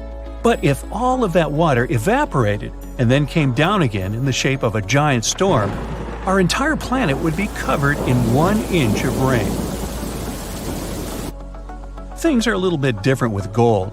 All of it, located in our planet's core, could cover the Earth in a knee-deep layer, 13 inches. Yup, there's a stash of gold deep down there. It sank when the Earth was still in the forming phase, because that's when it was in a molten state. But we can't reach any of that precious metal. Oh well. You'd think it's only possible to see rainbows during the day, but they can also occur at night. This rare optical phenomenon is called lunar rainbow or moonbow. It happens when the sun coming from the moon gets refracted through water droplets in the air. Moonbows are usually very faint and rare because even the brightest full moon still produces far less light than the sun. The inventor of the microwave wasn't really aiming to create a device we know as a microwave today. He was actually testing a radar magnetron, which is something like an electric whistle that produces vibrating electromagnetic waves. Okay. As he was trying it all out and experimenting with boosting the level of the magnetron tubes, he saw the peanut cluster bar in his pocket had melted. He tested this mechanism again, but this time using corn kernels and an egg. Then he realized he found something potentially way more useful than the issue he was trying to solve in the first place. Plus, he could heat up his lunch. The tallest tropical tree in the world is 330 feet tall, with a weight of more than 180,000 pounds. That's bigger than a jetliner. You can find it on the island of Borneo in Malaysia. One of the local climbers managed to reach the top to get the official measurement. The wind was strong and it was such a scary climb, but it paid off because, wow, the view was magnificent. And he became the first tree hugger, I think. Back in medieval times, you could find shoes that were 2 feet long. People loved pointed shoes. They were very popular for several centuries, starting from the 12th century. People would stuff toes with wool, moss, grass, or hair. One of the other ways to fill the empty space was to support shoes with whalebone, because that's how they could keep their shape. Fashion always changes, so at the end of the 15th century, I wasn't around then, people started wearing short square toes, similar to how a cow's hoof is shaped. Yeah, that's a fashion statement for sure. Ever wondered how strong ants really are? I mean, really. For instance, Asian weaver ants are able to carry objects that are about 100 times their body weight. Considering their tiny scale, carrying heavy objects is not so much about muscle strength. It has more to do with a good grip. Ants have self-cleaning sticky pads on their feet. This helps them with varying the size of the contact patch on the ground. This is how they manage to stay in balance with their burden even when they're moving upside down. Now, our moon is so cool it has its own time zone. Yup, that means you can tell time while there. Back in 1970, the chief astronomer at one of the U.S. planetariums designed a watch for all moonwalkers. The watch measures time in something he called lunations. Lunation is the period the moon takes to rotate and revolve around our planet, and each lunation lasts almost 30 Earth days. So, researchers use a special system called lunar time for the moon. And I think it's time for me to go. Bye! Can you believe it? There are 2 different ways to drink juice from a juice box. The first way is the default one, and the second is to flip the straw over so that its shorter side sits at the bottom of the box. Using the first method, you may have difficulty getting the last sips of liquid because the straw can't reach all the corners properly. Some straws have their bottom corner sharper than the top. It's deliberately designed that way to pierce through the seal. That's why some people believe the right way to drink juice is the conventional one. Now let's continue with straws. Do you know there's a correct way to use a straw while drinking from a can of soda? So, you're about to have some Coke. You pop the tab open, then you put a straw in the can.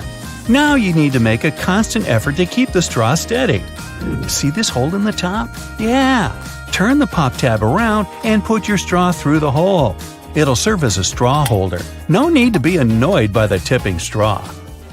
So, what's the best way to eat a cupcake? Turn it into a sandwich. Step 1. Peel off the paper wrapped around the cupcake. Step 2. Carefully divide the cake into 2 parts. Step 3. Put the bottom side of the cupcake on top of the frosting. This is how you eat a cupcake like a pro. Okay, another quick word about cakes. People generally use kitchen knives to cut cakes into 2 parts. But you can use dental floss. Take a piece of floss and wrap it around the cake horizontally.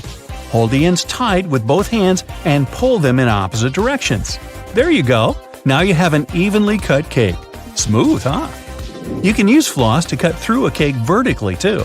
This way, you'll reduce the chance of messing up the frosting. Do you use your fingers to dip your Oreos in milk? Try using a fork. Stick it between the wafers vertically and dip the cookie in milk. Well, you try it. I'm sticking with my fingers. Been doing it all my life. Hey, call me a rebel. You put your food in the microwave. The plate is hot and the upper part of the dish is steaming. You start eating. Oh no, not again. Your meal hasn't heated evenly. If you want your dish to be equally warm, arrange it in a donut shape and leave an empty spot in the center. The middle part of your dish takes longer to heat up. By the time the center warms up, the edges might be overheated. Sometimes you need to microwave 2 bowls of food at the same time. In this case, you can try placing the second bowl on top of a cup. This will give you a free space for the second bowl. Creative solutions for small microwaves. Now, better to secure the cup first though. Cleaning the splashed food will take more time than using this method. To save space, you should roll your clothes instead of folding them when packing. They don't get creased when you roll them. Plus, they take less space this way. Okay, we might as well continue with another packing trick. After rolling your clothes, pack them in your suitcase vertically, not horizontally. Your clothes will fit better into the bag, and you'll have more room for other essential stuff. Drinking iced coffee is a great way to cool your body on a summer day. Sadly, the ice cubes start to dilute the coffee pretty soon, changing the taste of the drink. To avoid this, you can freeze some coffee into ice cubes beforehand. This way, your iced coffee won't get watered down. It turns out that taking a shower too often isn't good for your hair. Experts say you should wash your hair 2 to 3 times a week. because overwashing can result in extra oil in your hair. Do you know there's a correct way to fit salami on a toast properly? Yeah, there's a geometry problem. Toast bread is square, but salami is mostly round. You can, of course, do it in a traditional way, by putting 2 slices next to each other. But then the edges of your sandwich won't have any filling. All you need to do is to cut the slices in half. Next, you line the straight pieces with the sides of the toast. You get 4 slices covering the entire piece of bread. Most people peel bananas starting from the top, but this way you squeeze the fruit. The best way to peel a banana is to start from the bottom. Hey, take a closer look at monkeys. Apparently, they figured this out a long time ago. Do you want to have more space in the closet where you store your cleaning supplies? Then this one is for you. You can hang spray bottles on a clothing rod. It's convenient. You can find those rods online or in stores. This way, you'll keep your cleaning sprays organized. Also, this method leaves more cupboard space for other cleaning supplies. There's a right way to hold a burger. Grab it with both hands. Now, place your little fingers at the bottom next to your thumb for extra support. You want to cross out miswritten words? You can draw a line on top of them, but in most cases, you can still read the words.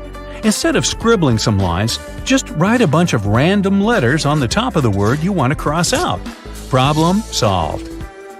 What is the best way to cut crusty bread? By turning the loaf upside down. The underside of the bread is usually softer than the top, but try not to squeeze the bread too much. The traditional way to drain pasta is to place the colander in the sink. After that, you drain the water and put your pasta back in the pan. But this method isn't the most effective. Sometimes, pasta gets into the holes of the colander.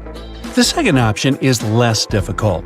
Place the colander into the pot, and while holding them together, drain the water. This way, you don't have to move your pasta from the pot. This trick works best if your colander fits your pot. If you don't want to buy several colanders, you can still use this method, but you should be more careful during the draining process. Now, does your freezer ever spoil food? You put ready meals and groceries in the freezer. 2 weeks later, you'll open it only to find your food freezer burnt. There are 2 reasons for this. First, you stock your freezer with too much stuff. Overloading can block the vent. Then the air inside the freezer won't circulate properly. The second reason might be the wrong temperature. The recommended freezer temperature is 0 degrees Fahrenheit or a bit lower. Now, what's the best way to hold a steering wheel? Most people clutch it at 12 o'clock, 2 o'clock, and 10 o'clock. This is not very safe, even if you have 3 arms. For those of us with just 2 arms, the proper way to grab the wheel is to put one hand at 3 o'clock and the other at 9 o'clock. It means placing your hands where the joints are, in case you need to give way to airbags. Holding the wheel differently prevents them from fully inflating. Toblerone is a fancy chocolate bar, but did you know there's a correct technique to break off pieces of this chocolate? Just push the triangle you want to separate toward the rest of the bar.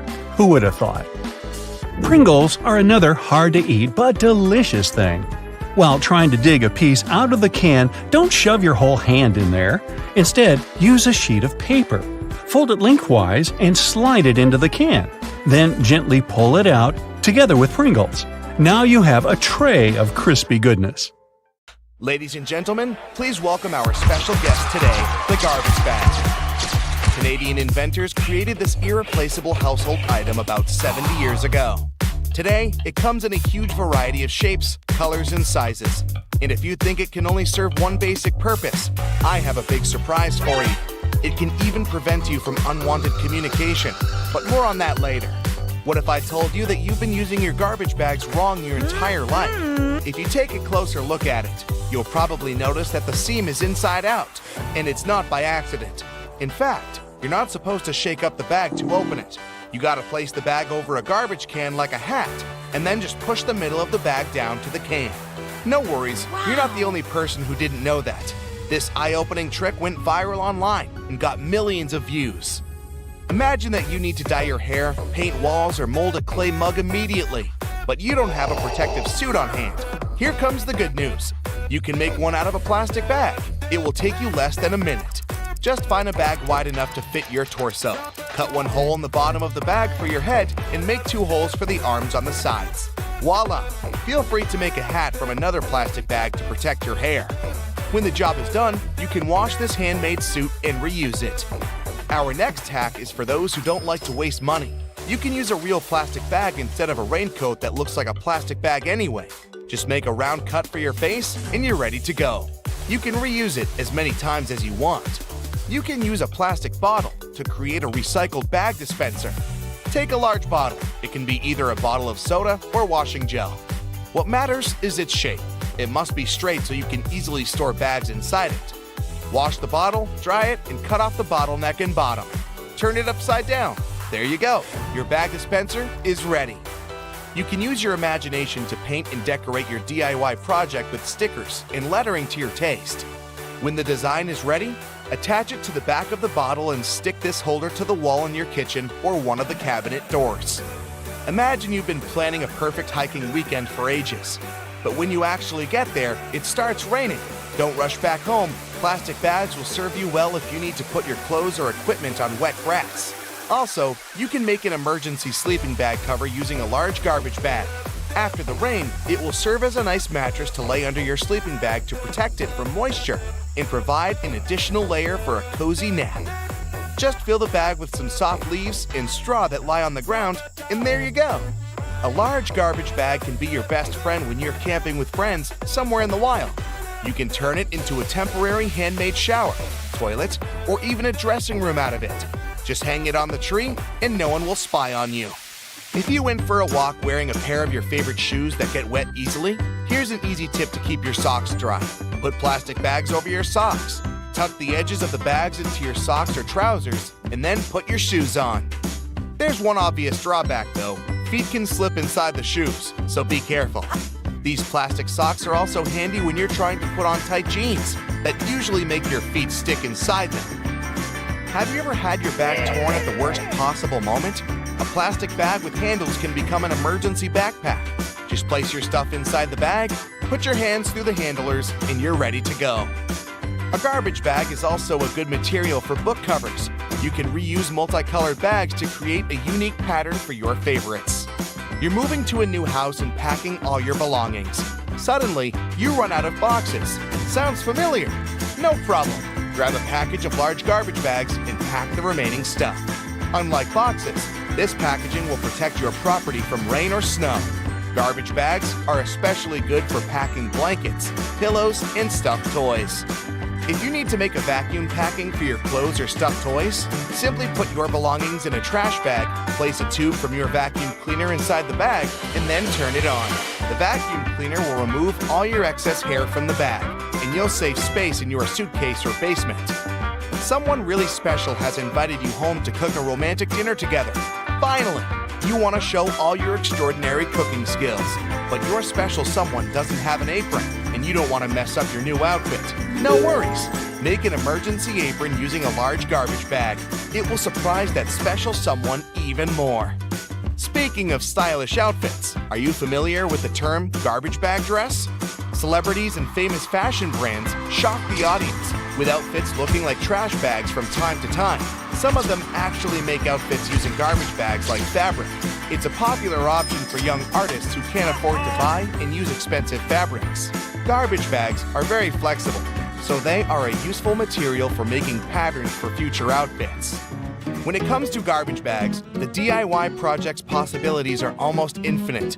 People use bags to make lampshades, clothes covers, small cosmetic bags, makeup organizers, recycled glasses, and whatnot. Some even weave baskets, bags, and floor rugs out of them. It's pretty easy to handcraft a rug. You need to cut several bags into equal strips and weave a long braid from these strips. Now twist this braid into a spiral and tie or glue each layer together. To secure this entire construction from breaking, you can screw your rug on a sewing machine from the middle to the edges, as if you're drawing a star. This plastic braid can also serve as emergency laces, a rope, or a handmade ribbon for decorating gifts and flowers. Filmmaking is another yield where garbage bags can be real stars. If you're shooting indoors and the sunlight is too sharp, you can put white garbage bags on all windows to diffuse the light or to set the white balance. Blacklight-proof garbage bags may serve you as a shading curtain to get rid of the sunlight in the room whatsoever. Feel free to use a white bag to create a diffuse light bulb. Inflate the bag like a balloon and put it next to a lamp. But make sure to use a LED light so it doesn't get too hot. Everyone knows that touching a plastic bag with a hot iron is a bad idea because it will melt. But this lets us create unique shapes from this colorful and affordable material. Want to make a unique designer vase? Take a bowl and cover it with paper tightly. Then wrap the matching strips of plastic bag around the bowl. Now place another layer of paper on the top and gently iron over the entire surface of the bowl. Voila! The plastic's melted and you got a new stylish and eco-friendly vase. Garbage bags can produce very cool sound effects. If you live in a desert where it never rains and need to recreate that relaxing sound, use a plastic bag. It's always better to speak up like an adult, but if that doesn't work for you, here's a quick fix. Next time some annoying person calls you, don't bother to make excuses why you can't talk right now. Just grab a garbage bag and rustle it into your phone speaker, yelling,